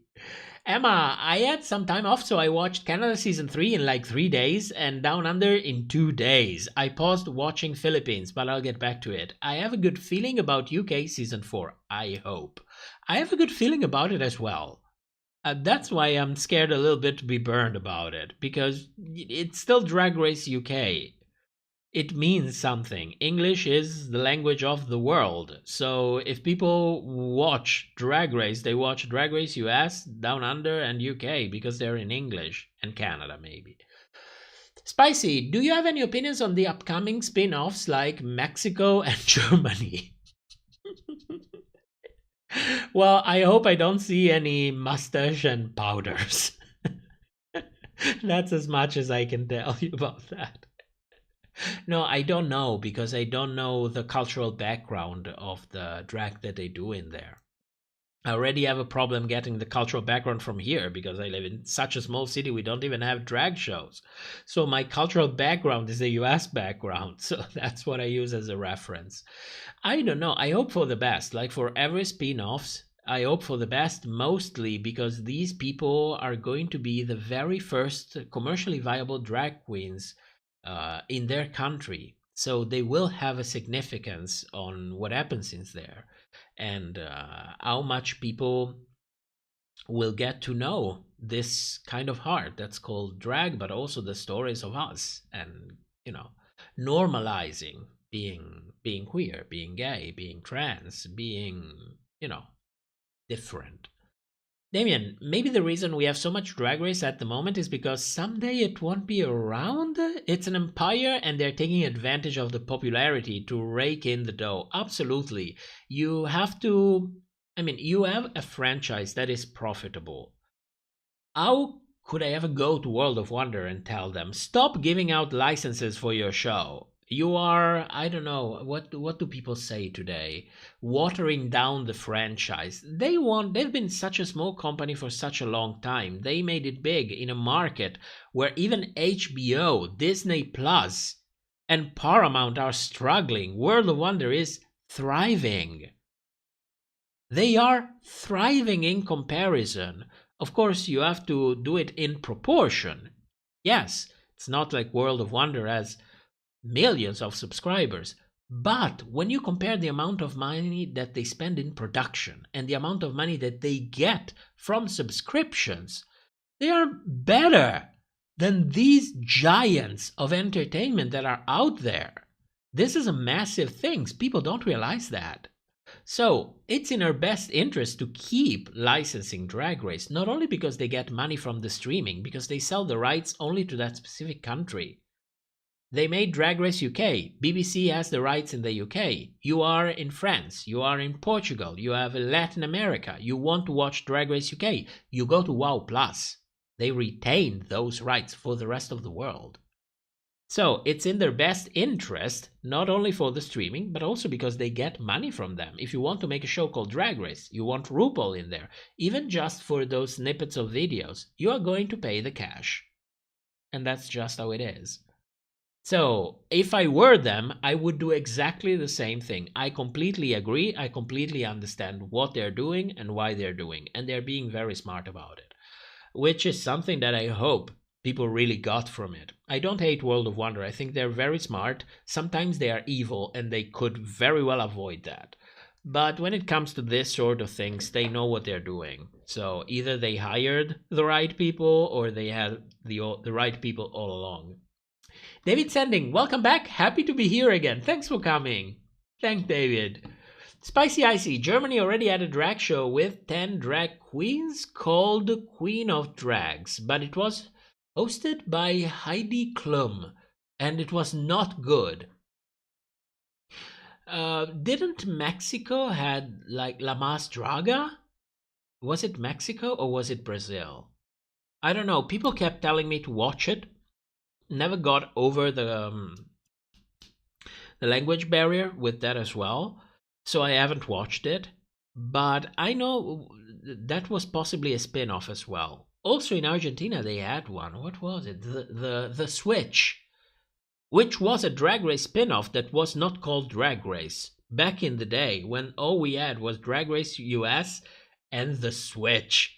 I don't know if anybody was on Reddit back in the day. I was. This is all we were talking about. Like when they made the real spin-off, like the very first spin-off with the Drag Race name, it was Drag Race Thailand Season 1. People went nuts. You should have been there. If you looked at the way we were talking about things and the way people were excited about things, you would be like, how did this fandom change so much in the span of 5 years? You wouldn't recognize them at all. We used to have so much fun. It's like, imagine the things that we do during the live stream, with the only difference that we are really everyone on the same plane. Because, you know, I read your comments, but still, I'm the one talking, you're the one writing. And the chat skips and then gets deleted and so on and so forth. Reddit, it's like we are all on the same level, you know? It was so much fun. You had no idea. You had no idea how fun was that. Have you seen the videos of Miss Relatable on top of a random car? Thank God I didn't see that. Please don't share a link. Please don't do that. By the way, speaking of Miss Relatable, somebody on the Discord, while we were talking about Canada season 3, they said of one queen, I cannot remember her name. Was it Irma Gerd? No, it wasn't Irma Gerd. Who was it? I don't know. But I don't know who left this comment, but he said, well, this queen is so fake, she makes Miss Relatable look real.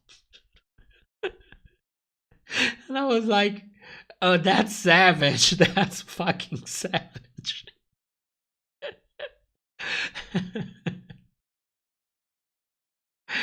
Javier, Mexico as La Mas Draga. Thank you for confirming it. It just premiered its 5th season. The switch took place in Chile, not Argentina. Sorry.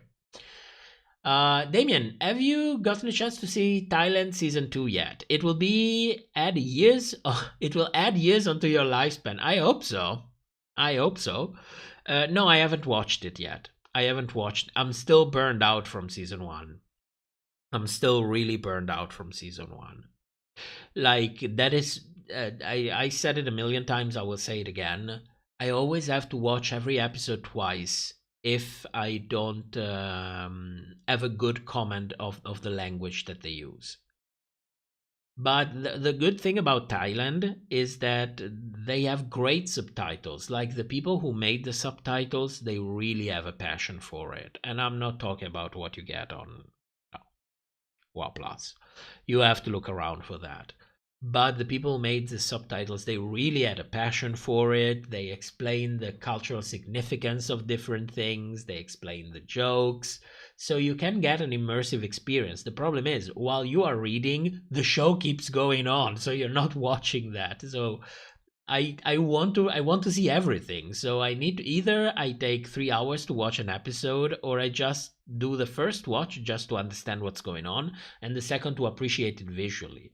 So I'm like, it's enjoyable, but then after a while I'm like, I cannot watch this just like, no, I don't know what to do, let's play an episode of this. It's not a casual viewing for me. Like, it's a full experience. Christian Nasty. Sorry if it's pronounced like that. Or if I mispronounced it. Welcome back. Was really open for you to be back. Any thoughts on Drag Race Italia? Season 2 is coming. Will it survive, or will it end like Holland did? I don't know about that. I saw the promo for season 2. And I can tell you, it had amazing editing. This is something that I don't know where the fuck they get the money for that, but they had better promos than Drag Race U.S. It's amazing. And then the season was shit. I didn't finish season 1, and they are responsible for me not watching Spain and not watching France yet. It was bad. Like, it was objectively bad. I actually prepared a review for that, which I never made, which is typical me. Spend 40, 50, 60 hours researching something, asking people to help you, and people being nice enough to translate things for you. And by the way, you know who I'm talking about, both of you on Discord. Thank you. And then you don't finish it, which is typical me. Song parodies as well. It's really typical me. But it was a shit show. It was so bad, and a lot of people on Reddit, because at some point I went on Reddit to ask for not for translation, ask for cultural context. and they said that it was well received. So I'm like, I do understand the cultural differences. Like, I can understand that. And it's Italy, which is the Arkansas of Europe. So I do understand that. But I mean, to me, it looked like a shit show. It looked like a shit show. So I'm absolutely not going to catch up to that at all. I'm going to watch Drag Race Thailand Season 2. And that's it. And once I get my life back, I'm going to watch Drag Race France. Drag Race Brazil was supposed to happen this year, but maybe it won't happen anymore. Johnny, I loved the drama in Italy Season 1. No, for me, it really upset me. They all went against the old...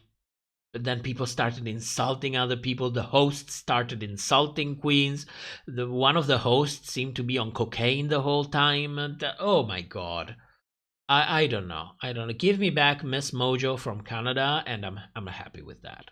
I'm really happy with that. I love Miss Mojo. She's like my favorite guest judge. Guest judge? No, main judge. My favorite main judge.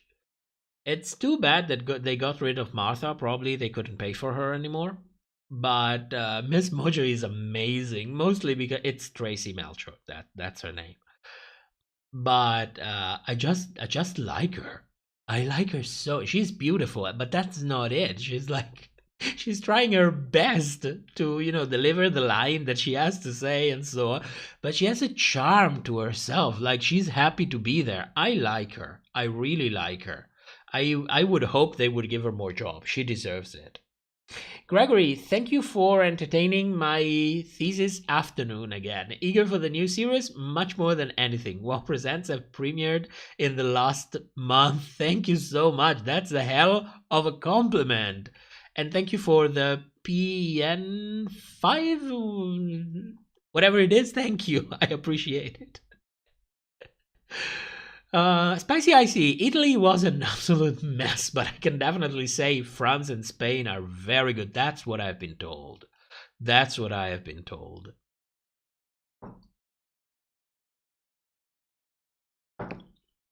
I can tell you, I regret having watched Canada Season 3.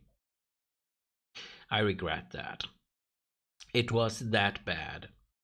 Thank God, at least, the last queen that I really liked won, but it was such a wasted opportunity. I don't know what you know what I think, probably with the fact that they had to film 2 seasons because they are also doing Canada versus the world, they got overwhelmed, and every time they get overwhelmed, what they do is to try to schedule as much as possible to film as fast as possible and make the most of the time that you have, because double the show. Usually it would mean that you need double the people because you have double the amount of work.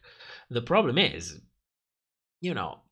this is specialized work. You cannot just go out there and say, I will just hire double the people for these 2 months. It's difficult to find them. You have to evaluate them. So it's hard to implement a new workforce. We see the same thing happen to Drag Race when they started releasing an all-star season every year. So maybe that messed it up, which gives me confidence. We will see what happens. We will absolutely see what happens. Christus, it's 5 penises.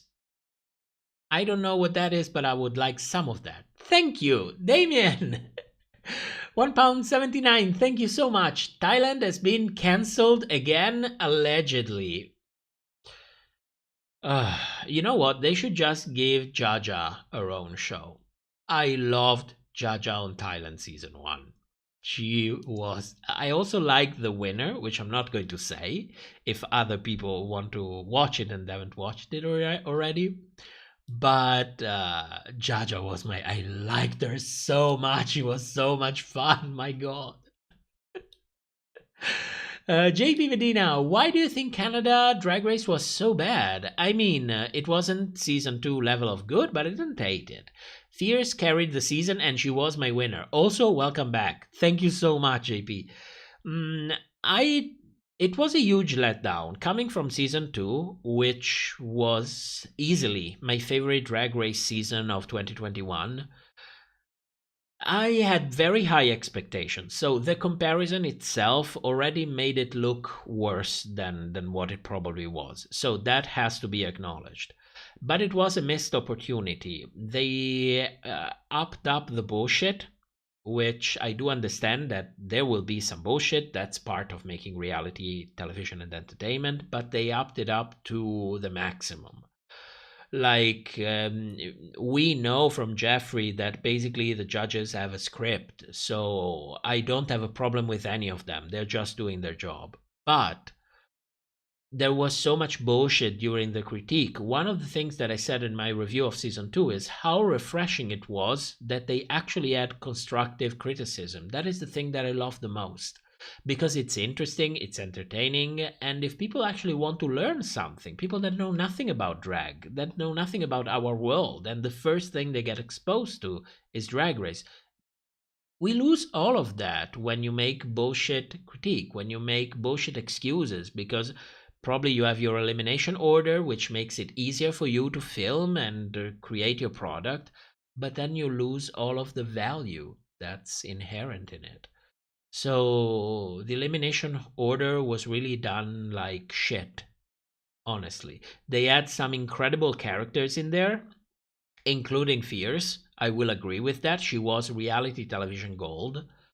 And it was completely misused. It was such a missed opportunity because they already probably allegedly have, decided already who was going to go out and when. And they didn't really have time to judge the dynamic between the queens and realize, oh, wait a moment.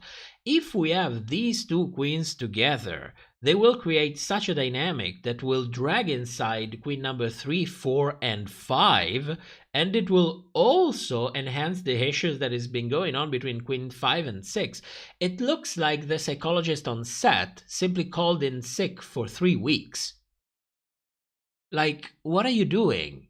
You are doing reality television. At this point, there is a manual on how to do it. You just have to follow the instruction, and you don't even do that? I mean, come on. Let's be honest. You have incredible instruments to understand the dynamics that can be created on screen if you put certain people in certain situations. Why are you not doing it, and instead you try to manufacture it? I mean, the appeal of reality television is sold on the illusion that what I'm seeing is real. And some of it is, some other is a little bit exaggerated, but I want to believe when I watch. So, it was such a missed opportunity, which is why I really think it's not that they lack the talent. I think they lack the time. Because, I mean, look at the first 3 or 4 queens that they eliminated. Think about them with Fierce, and think about what could have happened. And we got queens that didn't really pop out of the screen, stay for a long, long time.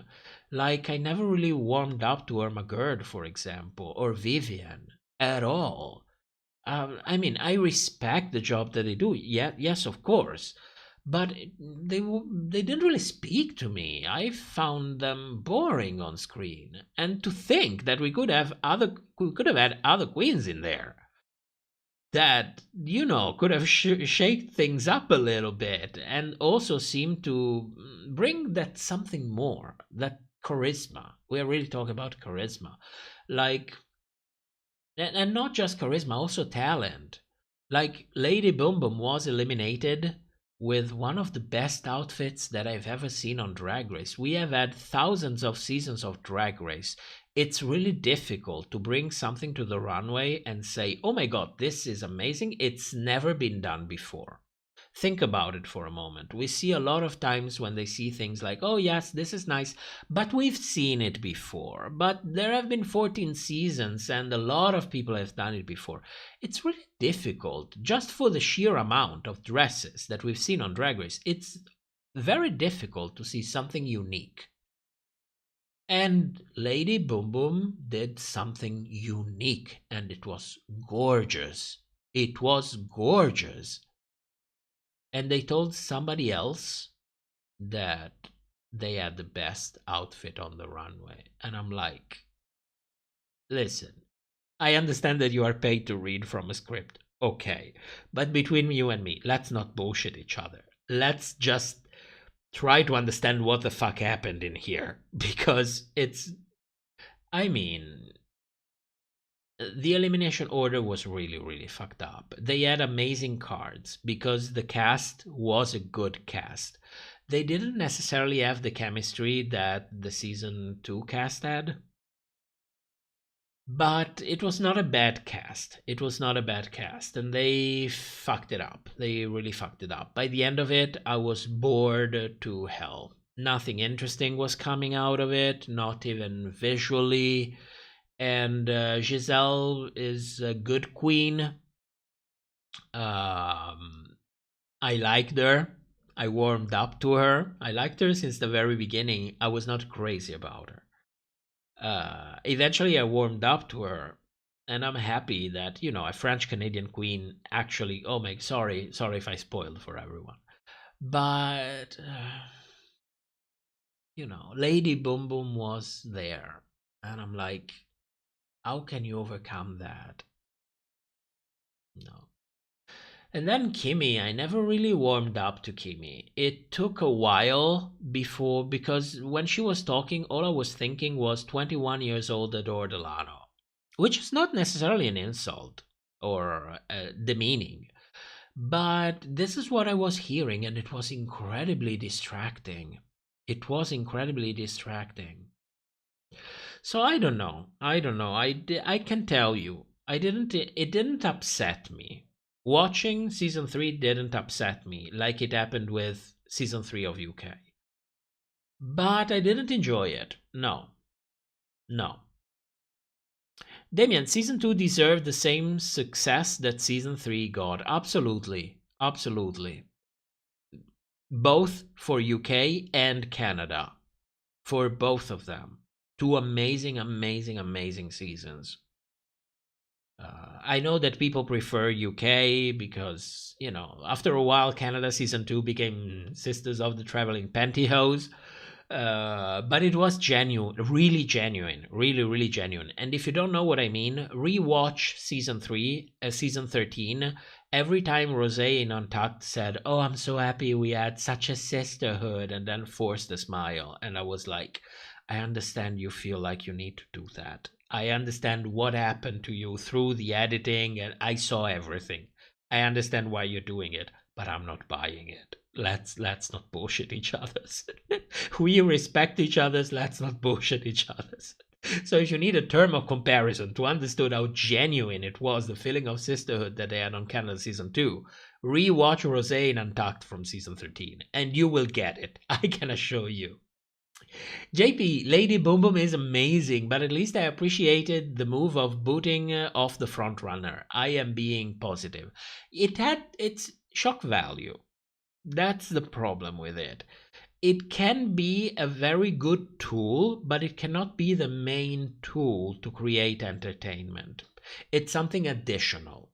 You know, you need to have the substance there, and then if you add a little bit of shock value on top, it's like the cherry on top. But it cannot be your main gig, because otherwise it speaks desperation.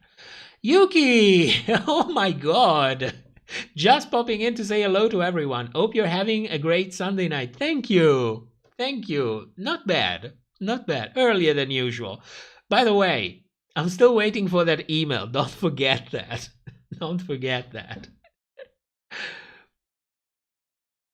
Crystal, that's what you just did. What did I just do? Did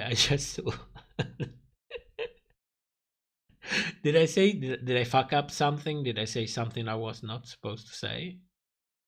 It could happen. Sorry. Emma, I gotta head off, but it's been so fun revisiting the Kiki time. Can't wait for your upcoming series stop. Have a good one. Thank you, Emma. Thank you so much, and thanks for the support. I appreciate that. I really appreciate that. Mario, you soiled Canada. Did I?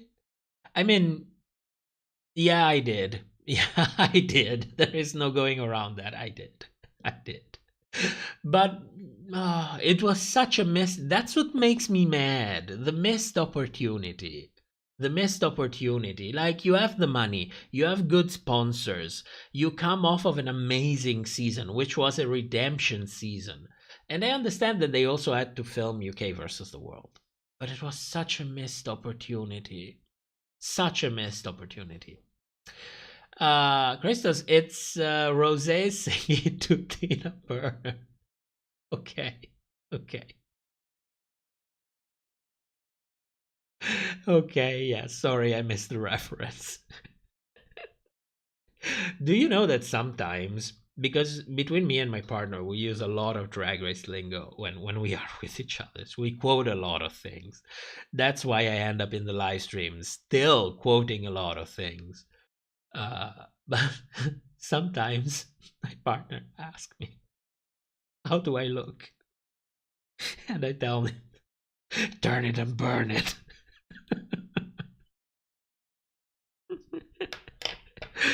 I don't know. Looking back, Tina Burner was so much fun to me. She has such a goofy character. I don't know how to explain it. Her facial expression, I can relate a lot. I'm a very expressive person when I talk, like, which on one hand it's a problem because people can read your emotions on your face. So that makes it difficult. But I do understand, the expressivity. I don't know how to say. I don't know the word. You know what I mean. So it was a lot of fun. It was a lot of fun. At least Tina is memorable. Spaghetti, absolutely, and I still think that she had the fucking best. What was it? The Can advertisement. I still think hers was the best. Damien, how do you feel about a certain Canada's Drag Race season 2 queen returning soon without spoiling anything? I don't understand it. And I understand the question. I don't understand the choice that they made. I understand that queens who get the call will take the opportunity and they have good reason for doing it. We have a lot of drag queens today. Like, we are not back in the day when we were obsessing about 4 queens who sticked out from Drag Race. It's like we have literally hundreds of queens who race to commercial success, which means more competition. So I do understand why she might have made the choice to compete. I don't understand it from the casting perspective. Who in the casting team thought, "Ooh, let's call this queen"? It speaks desperation to me. And I don't understand why. I really don't understand why. Like, Canada Drag Race, it's different. They have the money. They have the money. If you have any doubt, I mean, check the kind of advertisement that they can afford to take. Look at the advertisement that Drag Race get. Drag Race US. Sometimes you're like, oh, this Hamburger Mary. I'm like, I don't know, but it's Drag Race. There is a lot of fashion going on there. There is a lot of culture. What does Hamburger Mary or Bubbly Bound Sparkling Water have anything to do with that? It feels like you're not even trying to get, advertisement that somehow relates to your product. You're more like, okay, I need money. Who is willing to pay me to advertise them? So Canada is different. And I'm like, why do they feel this pressure? They are starting something amazing. They have a very good they have very good judges. They have incredible personality. Brooklyn always looks incredible. Always looks incredible. Like, I respect Mamaru. I know that it's not her choice what she is, wearing on the show, and she doesn't do her makeup. So I understand that she has, there is a sort of distance between, the way she appears and maybe the way she wants to appear in her head. I don't know. Brooklyn is more, I have no doubt that she still does some things for herself. But I mean, RuPaul has nothing on Brooklyn. Brooklyn always looked amazing. Every time on that fucking runway, I was looking at Brooklyn Heights thinking, this is incredible. This is beautiful. This is so beautiful. Now, I don't know if this has to do with anything with my naive taste of fashion, if you will, but I look at what they make RuPaul wear and I'm like, why are they doing this? It's not flattering. It doesn't really look good. I mean, I understand that fashion is subjective, but at the end of the day, you have some features of your body that are best when they are highlighted, and other things that are best when you don't pay too much attention to it. Why would you make somebody wear something or put on a makeup that has the opposite effect? What are you trying to do? Make her look like shit? I mean, RuPaul sometimes she behaves in a very shitty way. I will not deny that. But still, she has been a pioneer. She is iconic in her own right. She worked her ass off. She doesn't deserve to look like shit when she comes on Drag Race. Period. So, I don't know, Brooklyn looked amazing. Amazing. I don't know, this fucking thing of YouTube, they keep asking me, now it would be a good time to insert ads. Creators earn more money inserting ads. The more viewers are watching, give it a try. Fuck you. My God. I'm trying to read the chat. You don't see it, but I'm trying to read the chat. And every fucking 15 minutes, this blue squares comes off telling me, ooh, insert an ad here. Good Lord. Good Lord.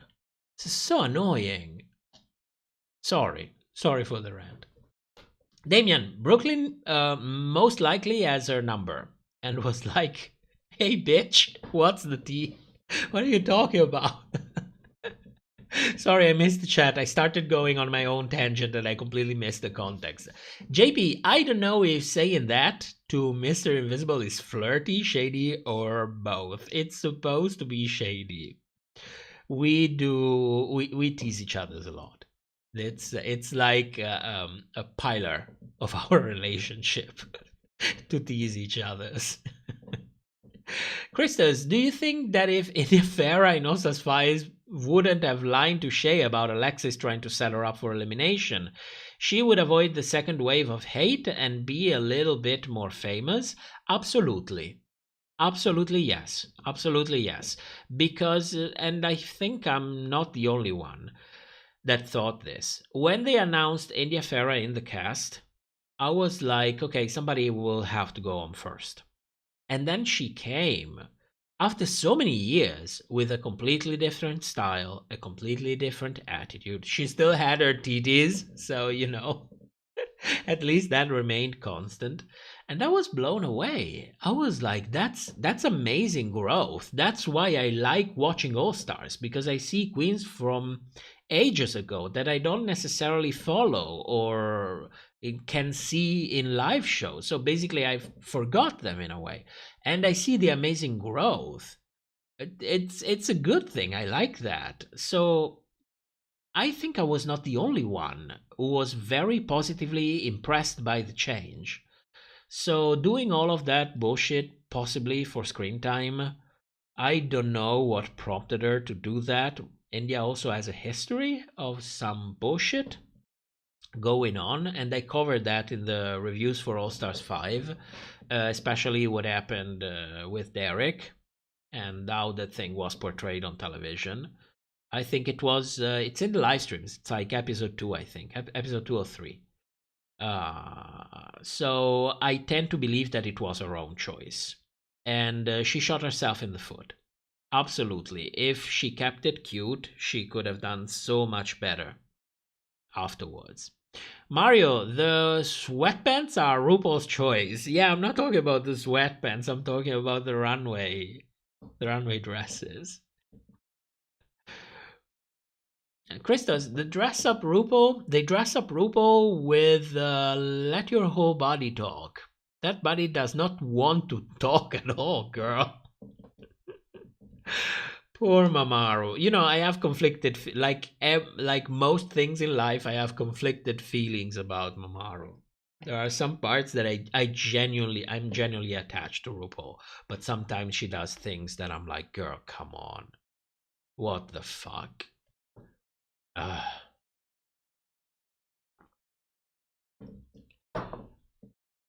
Whatever. Amir, I'm willing to sacrifice 30 seconds of my life on ads if it helps you out. It does help out. But this is a live stream. A first live stream after 3 months. I don't want to have ads in there. $2 are not going to make any significant difference. You might say if you do that all of the time, they sum up over time, so they do make a difference. But I'm like, I'm doing a live stream, okay? I see the chat in front of me, and it's what I'm doing here. I'm chit-chatting with people from the chat. I'm reading comments.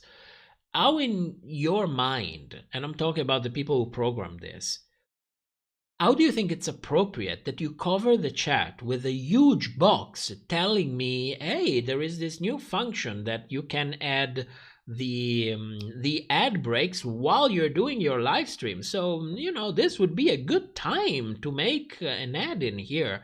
And I'm like, girl, if I want to put ads in the live streams for people who watch it later, I can do it by myself. I have a section. I can add, the skippable things when I want it. But surely I'm not putting one every fucking 15 minutes.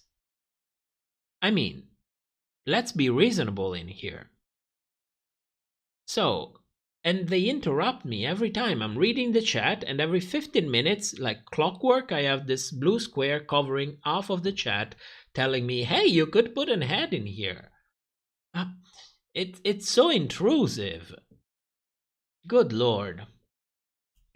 Good Lord. Damien, we never get to see that kind of growth on All Stars anymore, unfortunately. It happens, but it's not the norm. It used to be the norm. It really used to be the norm. At least on All Stars 2 and 3. But, especially when we found out that Morgan McMichaels was not dead.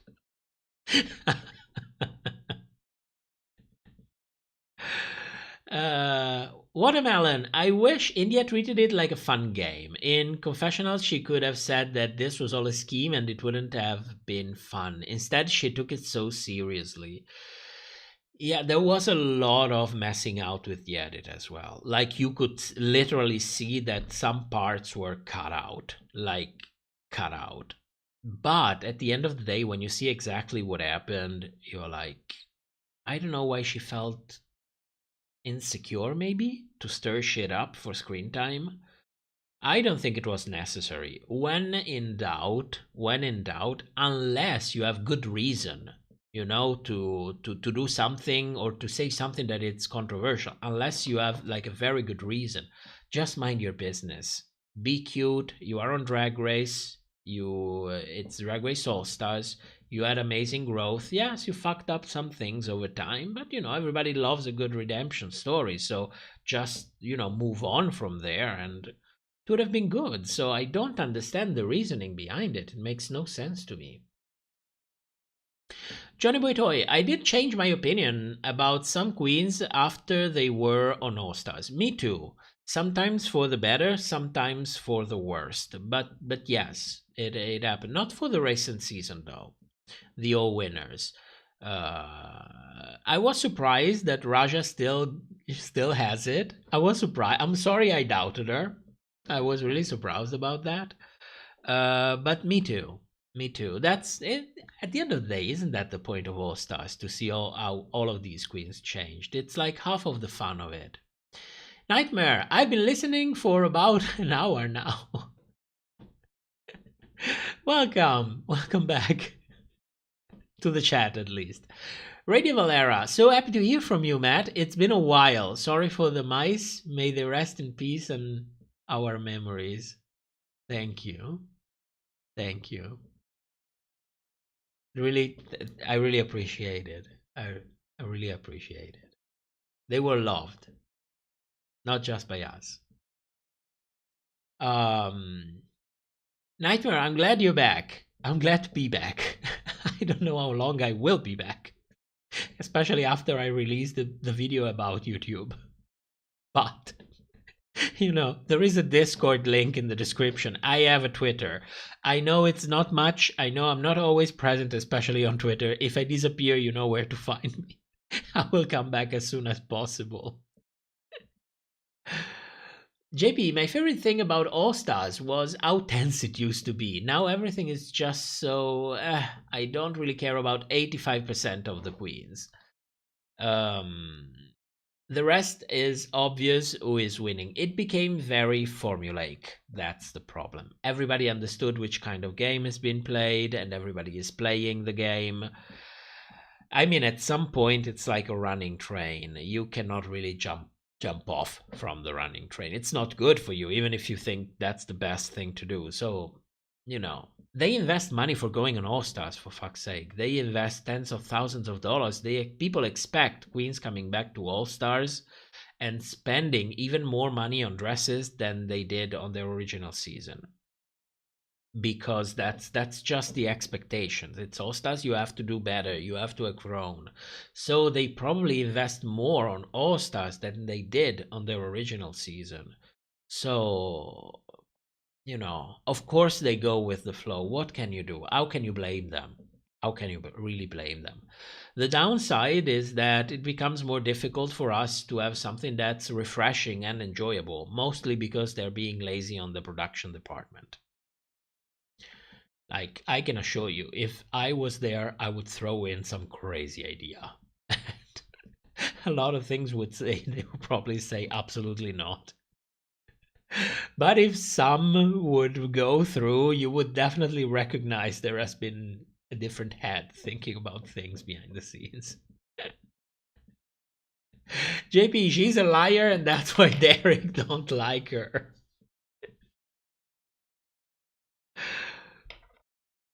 Christos, All-Star 7 showed that the old season gals will always have it. Absolutely. Absolutely. There was a lot of controversy for that season. It was, for being a season of all winners, its shortcomings made it look as if it was a shit show. It was not a shit show, but everybody had the feeling that it was a shit show. Because a lot of things that should have gone right, they went wrong. First and foremost, and I will never stop saying that, they didn't critique anyone. That's one of the problems. It seems as if in the U.S. seasons, they cannot find that sweet balance of doing constructive criticism. If people do bad, I expect them to be called out. If people do good, I expect them to be called out for doing good. And if people do bad, I'm expecting some sort of feedback that actually makes sense. Not that will be contradicted the episode after. Things like this. That's the problem of it. It takes away the entertainment value. Like, the queens are charismatic, but you cannot rely only on that to make a good show. For fuck's sake, it's Drag Race. It's a phenomenon. JP, I think the biggest winner of All Stars to me is Eureka. Oh yes, for me too. She made me root for her, and she changed my entire opinion on her. She matured.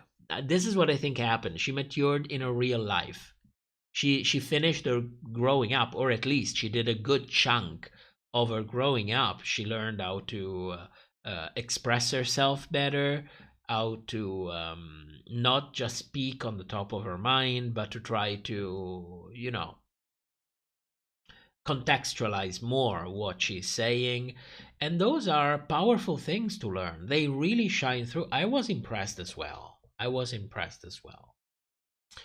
And I think she's a very attractive being. There, I said it. I don't regret it. I would do Eureka. Absolutely. Absolutely. Ora, so glad I caught the live. Thank you for coming. Shout out to Kiki time. Absolutely. Absolutely. I promised myself I would go to sleep at midnight. It's midnight 20. But I miss this as well. I'll watch back what I missed later on, so good to hear you're doing okay. Are you staying up to date on Dragula this year? Yes. Yes. My God, yes. We should do like viewing parties. Like everybody finds the episodes by themselves, but we take pauses and talk about it. I would love to do that. I mean, we have a Discord. Let's use it. We cannot do it on YouTube, but at least we can do it on Discord. Christos, I disagree on Eureka. Trinity K. Bonet not making top 4 will forever not sit well with me. I agree with that as well. Eureka was entertaining, and it was fun to watch her. It was a pleasure to actually watch her, but I don't think she deserved the top 4 as well. There, I said that too. Aura, I'm usually more excited for Dragula than season 15 of Drag Race. Yes. High five. Me too. Me too. I'm attached to Drag Race, but excitement is something different. Because when it comes to the Boulay, I know that every time they put their soul in it. But when it comes to Drag Race, for better or worse, it has to follow a specific how can I say, it has to be made in a specific way. There is never really something that surprises you. It has a formula, and I want to stress out this word, they need to stick to the formula because it makes them money. And in business, if it makes you money, you don't change it. That's how you make business, period. But it lacks that element of surprise. Like, I remember Drag Race after season 3, when they did season 4, and they did the very first challenge. And what did they do? They sent all of the queens outside fishing for materials in a dump, with all the queens from previous seasons dressed as zombies. I mean, I was excited. Oh shit. I was excited to see that, but they don't do things like these anymore. Like, I like queens in day drag going outside the, in the city, in the street, actually doing a challenge. They don't dare to do these things anymore. Everything that's unpredictable means that you accept to take a certain element of risk. And the problem is, if it pays already without incurring in any risks, why would you take them? That's it. This is not something that only happens to Drag Race by any stretch of the imagination. This is a normal thing that happens. This is a very normal thing. Have you seen that Tyra Sanchez is back in business? I saw that. Yes. I saw, I think, a post on Discord because she has an OnlyFans, but she doesn't make, that kind of explicit content. She just makes drag content. But I don't remember exactly how much she is charging, but a lot of people said it was very much. It was too much. So I'm happy that James is back doing drag. I hope that he does it in a healthy way, because to me it really looked like he lost his mind at some point, like he was in a very, very bad mental place. So I understand what triggered him. Probably he has some things going on in his real life, and we don't have the entire picture. But when I think about James or Tyra, or however you would like to refer to him, it's a very sad story to me. It's very sad. Not sad in an insulting way, sad in an empathetic way. Like, I feel sorry. She had all the cards to make it big, and not all of it was necessarily her fault. She fucked herself. Yes, of course she did. Not going to deny that, but that's not just all of the story, is it? There is more to that. So I don't know. I remember that at some point she opened a GoFundMe some years ago, and she had, I think she didn't really have a measure of what she was doing because there was not really anything in there. Like when you make a GoFundMe, usually you have something to show for yourself, you know? Like I have a project, I did this and this and this, but I need funding for making it possible. So when you have all of these structured in a certain way, people will come, or realistic too, of course. You cannot ask for the impossible. The people will come and help you. But she looked like from a day to another, she thought, okay, I will just make a GoFundMe, and it was iTyra, it was called. I don't remember exactly what it was. And she asked for 100,000 without really any plan, anything to show for it. And after a while, she removed it because, of course, nobody went there. Nobody went there. By the way, I wrote a short movie.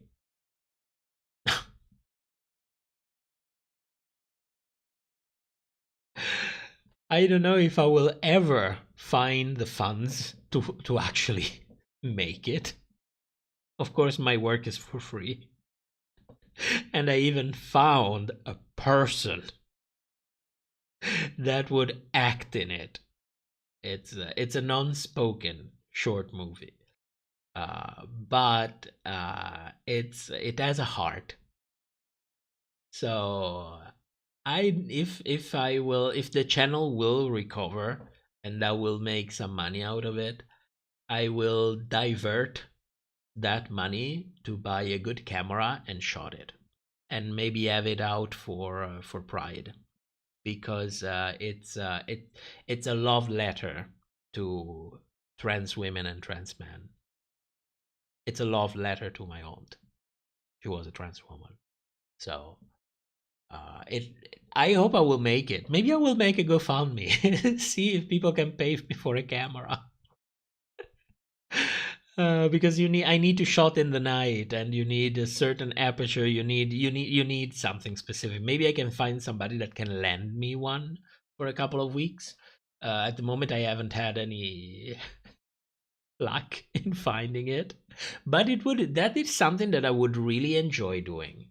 Like I would really, really, really enjoy doing it, because when it's something that I never did before, I enjoy everything of the process, absolutely everything.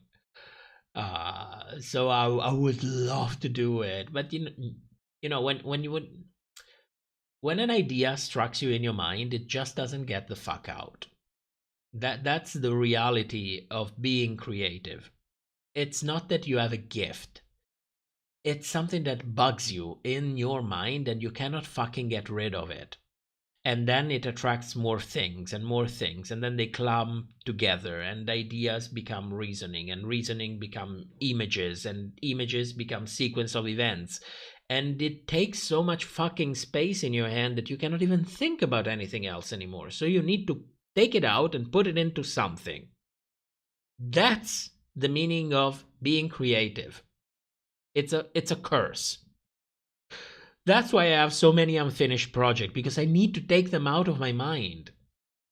I need to take them out, either write a script or record the lyrics or make the research, and that's how it works. Lime Onion, don't reinvent the wheel. RuPaul, that's a great quote. I like that. Another quote from RuPaul that I like, it's don't work hard, work smart. But I like working hard. That's the point. I like it.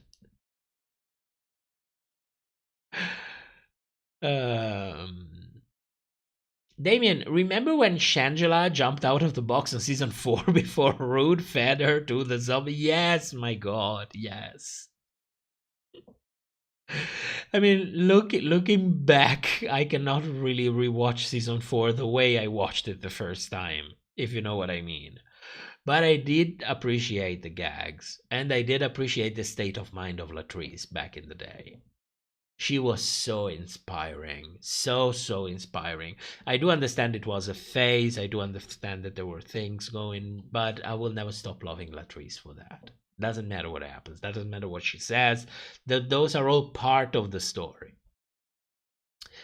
Fantasia, Kickstarters. Call the movie I'm at 2.0. Oh, you're joking about it. It's really short. It's like 3 minutes and a half. It's really short. But I have everything in my mind. I have all of the images. I have all of the shots. Like when you write a script for a short movie or something, you usually have a storyboard, shots that you want to have, which means you want a certain camera angle so that you can see a certain part of the scenery, and then you want to have in focus something else, and you want a special lighting, and you have a certain story that you want to tell, but you are telling it with images, which means that you are relying on a different kind of language. It's so interesting. I mean, I'm not by any stretch of the imagination a filmmaker, and maybe this thing is complete shit, but I had so much fun writing it. It's unbelievable. It's really unbelievable. Damien, James wouldn't have been in a disturbing place mentally if they were treated with decency. That, I think, was part of the problem. Yes. I also think she had a baggage, because a lot of queens have been treated with very little decency, and they didn't necessarily go as far as she went. She had it harder, yes, I will admit to that, but I think she also had a baggage, and that's the problem. Let us know if we can help with the project. I'm volunteering to be a video hoe. Thank you. We will see. We will see if it comes to fruition or it stays in my group of folders with all of the projects that I completed 60% of it. JP, Raja and Raven have many faults in creating Tyra too. Green Gay made an amazing video about this. Watch it if you can. I like Green Gay. I really like that she's doing very well. I like his style. What did I watch from him? It was a couple of months ago. It was a very good video. I cannot recall at the moment. Mario, take it out and put it into something. Oh, Mario, what are you talking about? What are you talking about? I'm not that kind of girl. What do you think? Have you ever taken an ADHD test? I was ADHD when I was growing up. Undiagnosed, unfortunately. This is something that came out later. But I did have it with all of the problems that comes with it. Like I had problems in school. I talked constantly. I couldn't stay put. I was one of those kids, yes. In a time when we didn't really get therapy for it. So the simple fact that I went undiagnosed, that's, But if it helps, if anybody actually helps it, what I can tell you is that you get control of it over time. It's like having a wild animal that can run for miles and miles and miles. And if you learn how to channel that, it can be incredibly helpful in your life. Like it can really bring you places. I remember when I was in university, I studied so much and so quick that I could afford of taking exams that were not even in my curriculum just for the pleasure of learning more about that specific thing that interested me. And one time I went to the Faculty of Natural Science and Mathematics to ask if I could take the exam in linear algebra. And I had the president of my course signing a paper in order to give me the approval to do it. Oh shit. You will, when you grow up, especially if you can get some good therapy, you can learn to channel that. And that can be your salvation. That can really be your salvation. So don't be discouraged about it. Christos, 3 minutes 30. It's shorter than Shitty Pie's comedy routine from season 12, so you're good. Ora, the Boule said Resurrection was like a Halloween special, so they were ready to ask monsters back from that, and we shouldn't question them. The format is ever changing, and we'll never really know the rules. Yeah, I had the same impression as well, that it was a special. I don't mind bringing back the queens. I'm absolutely excited about Victoria. If you know me, you know that she's my winner already. I'm really excited to see a lot of queens, almost all of them, some a little bit less. And not because I don't like it, but considering how Astrid Aurelia did in season 4, I think it would have been better for her to wait a little bit. Because you don't get over those kind of things overnight. Mario, girl, you said that. No, you said that. I didn't say it. You said that. What should I put and where? Also, I look forward being your poster girl.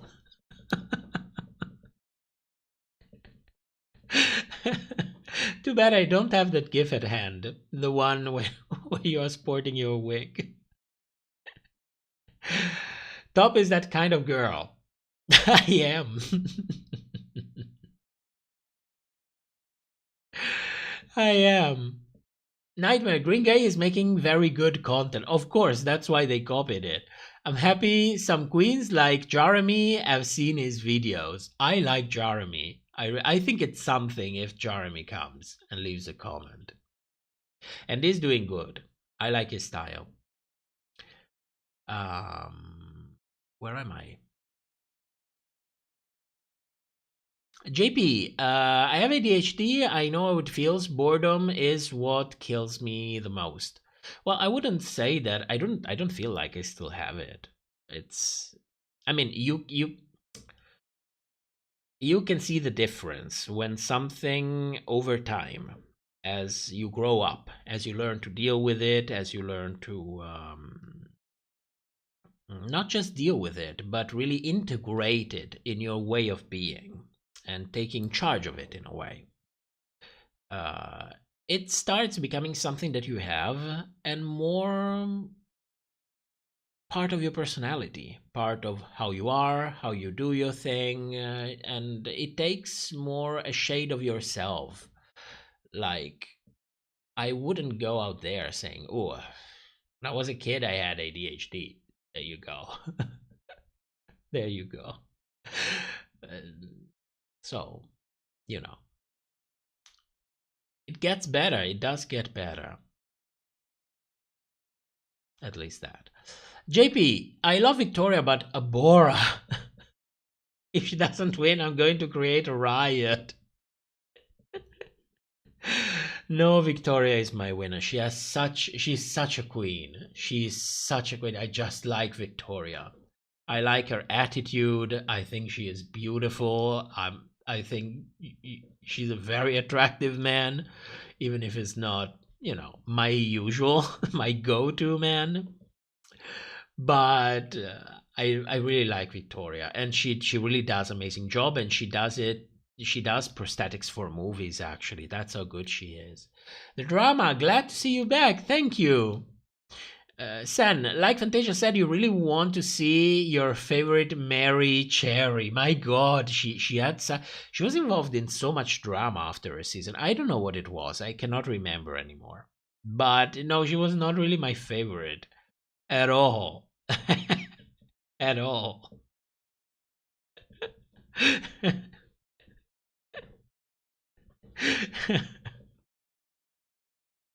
Amateur, I remember Top really loving Mary on her season. Well, she was entertaining. I will not deny that. But love? I don't know about that. I don't know about that. I'm still Team Candy Muse for season 13 win.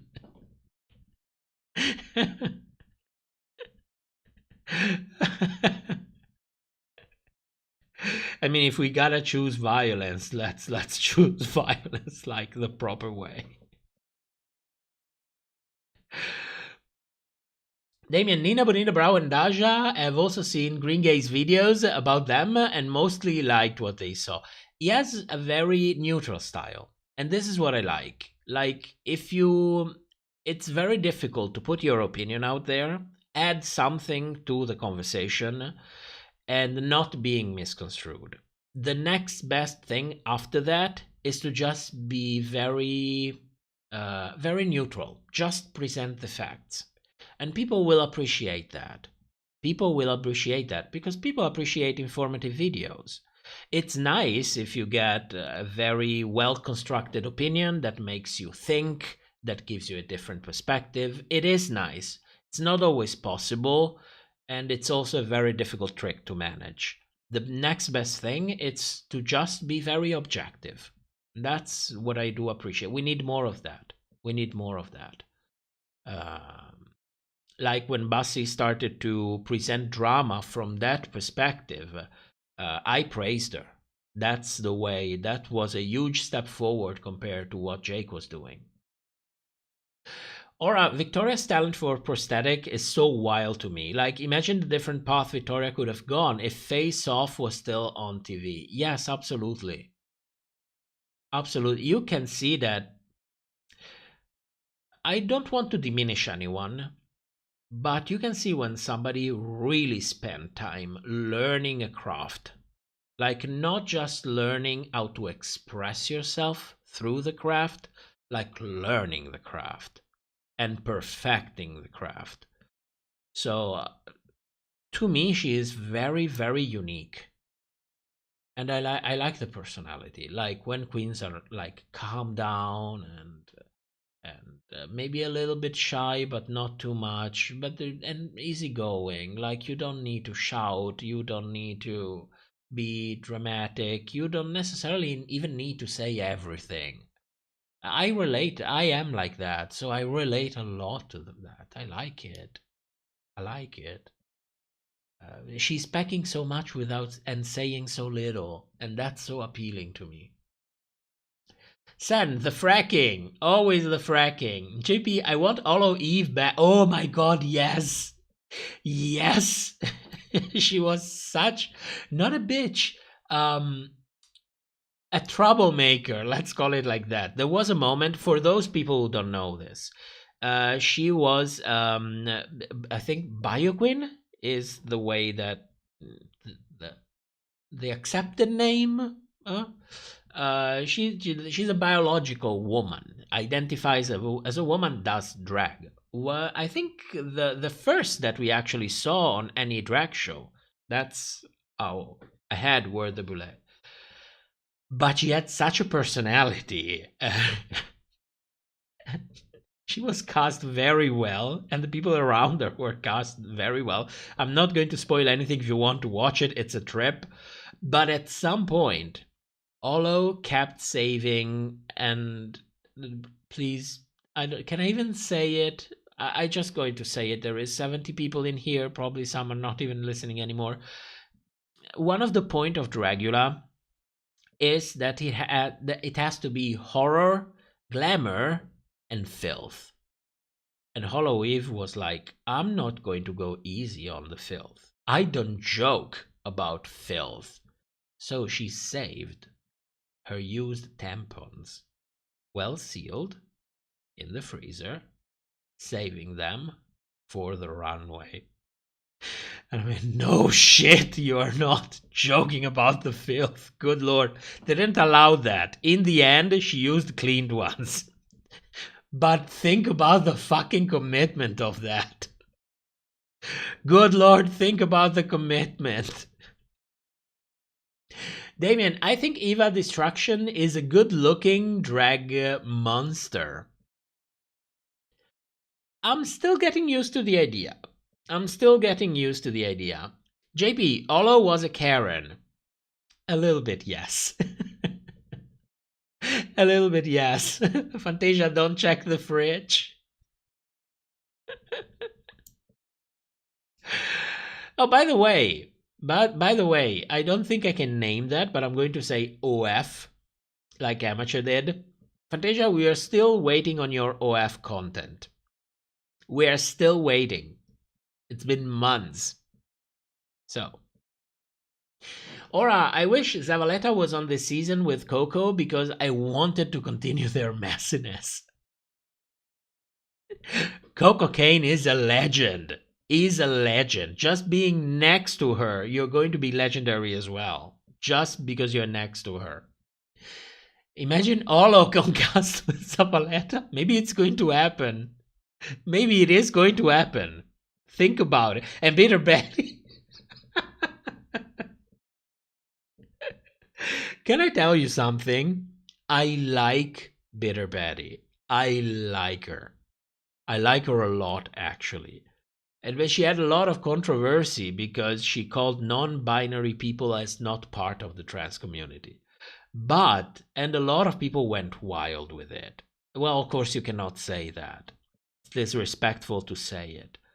But from what I can see, it looks like she's one of those trans women who got under the impression that being non-binary or being fluid is just a trend, and people are using that trend, in quotes, in order to speak for the whole community. At least that's her perception.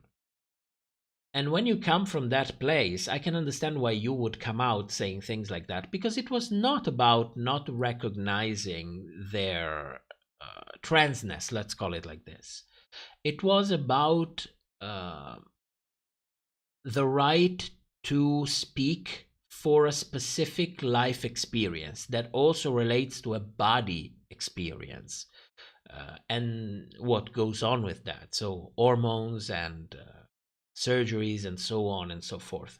So for me, it was not so much about what she said. I do understand why it was controversial, why it wasn't well received, and I do agree that she had to apologize for it. But I'm really, really curious about what the fuck happened to you, because what you said and the way you said it, and I cannot quote it because I don't remember it. I'm talking mostly by impressions on what I can remember. Because I remember the way I felt, I remember what I think, I don't remember exactly how she put it. I was very curious to know what happened to you. What put you in this state of mind? And, you know, it was very different from what Nina Bonina did and said. It was very, very different, because Nina came off as gatekeeping, while Betty came off as defending herself. Defending from what? I know, I do understand it. But still, if that's her perception, that's her perception. So I don't know. But I enjoyed Bitter Betty. I did enjoy her way more than I thought I would. Fantasia, pay me, bitch. I will. Make the content. I will be your first subscriber. Then I will go to my partner and be like, do you want to see Fantasia's titties?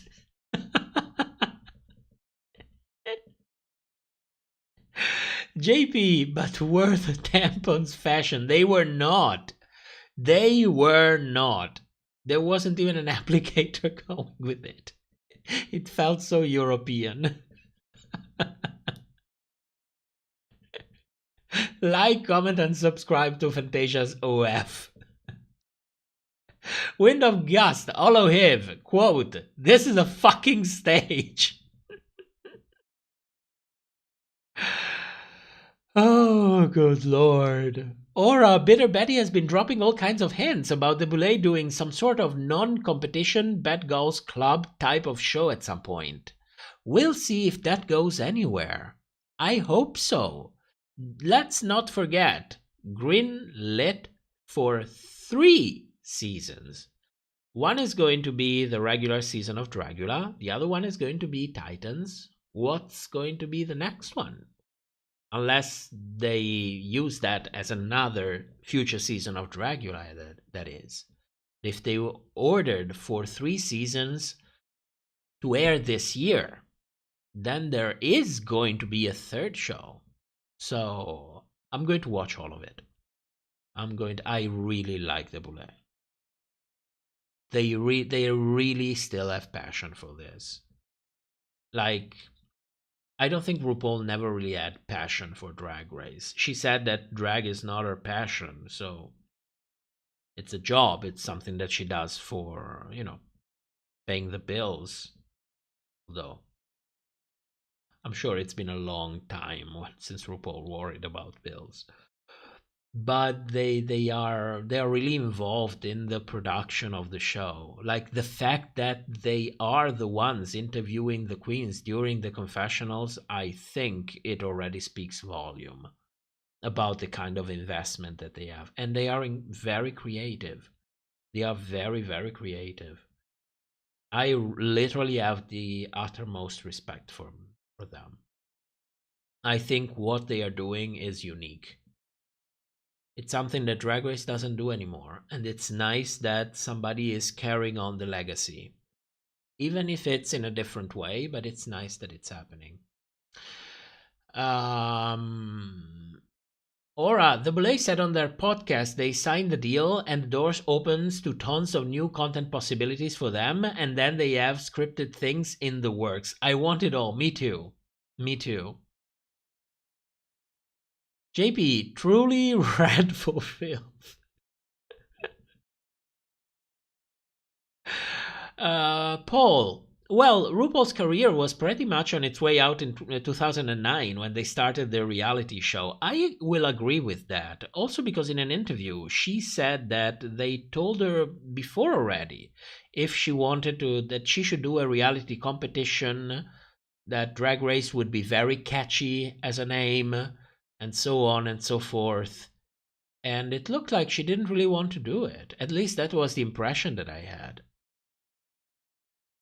I don't know why. Maybe because she probably saw herself only as a drag entertainer and a singer.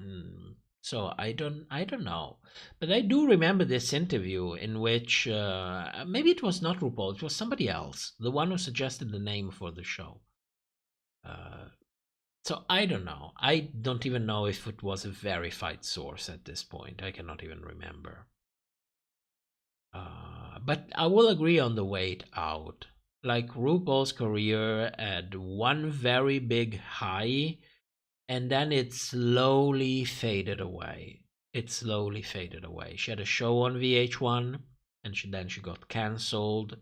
Her music career never really took off after Supermodel, even though she had a very interesting duet with Elton John, which I do still remember. Don't Go Breaking My Heart. But yeah, she was pretty much in freefall, if you will. So the kind of resurgence that she had, it's really kind of miraculous. Like a lot of things had to go right, all of them, in order for what happened to actually happen. Way more than you can think of. Like the take on of social media and the development of social media. When you think about it, how precise it has to be. And we are talking about the same time. The same window of time. Give or take a couple of years. We're basically there. JP, I love the Boulay too, but last season I did felt the Dolly favoritism. Me too. I remember I had a live stream talking about it, and I saw that they had to make compromises. Like the fact that they went on Shudder and they got a huge injection of money for doing the show, which was reflected in the price, of course, and also in the production value. But you don't get that kind of money for nothing in return, or just the product that you do the way you do it. You will have to make compromises. It's just part of show business. The point is, how much are you going to compromise? So for me, some things are less important than others. I really don't like too much favoritism, but I do understand that you have to tell a story. So sometimes you have to make compromises in there. Sometimes you have to push somebody a little bit more and take somebody else down a little bit more. But if you do it well and if you don't exaggerate with it, especially if you can integrate it with the flow of the season, then hardly everyone will ever notice. And that's a good compromise to make. The way Drag Race is compromising, it's like at least the U.S. season. So I think they're still doing a very good job on regular.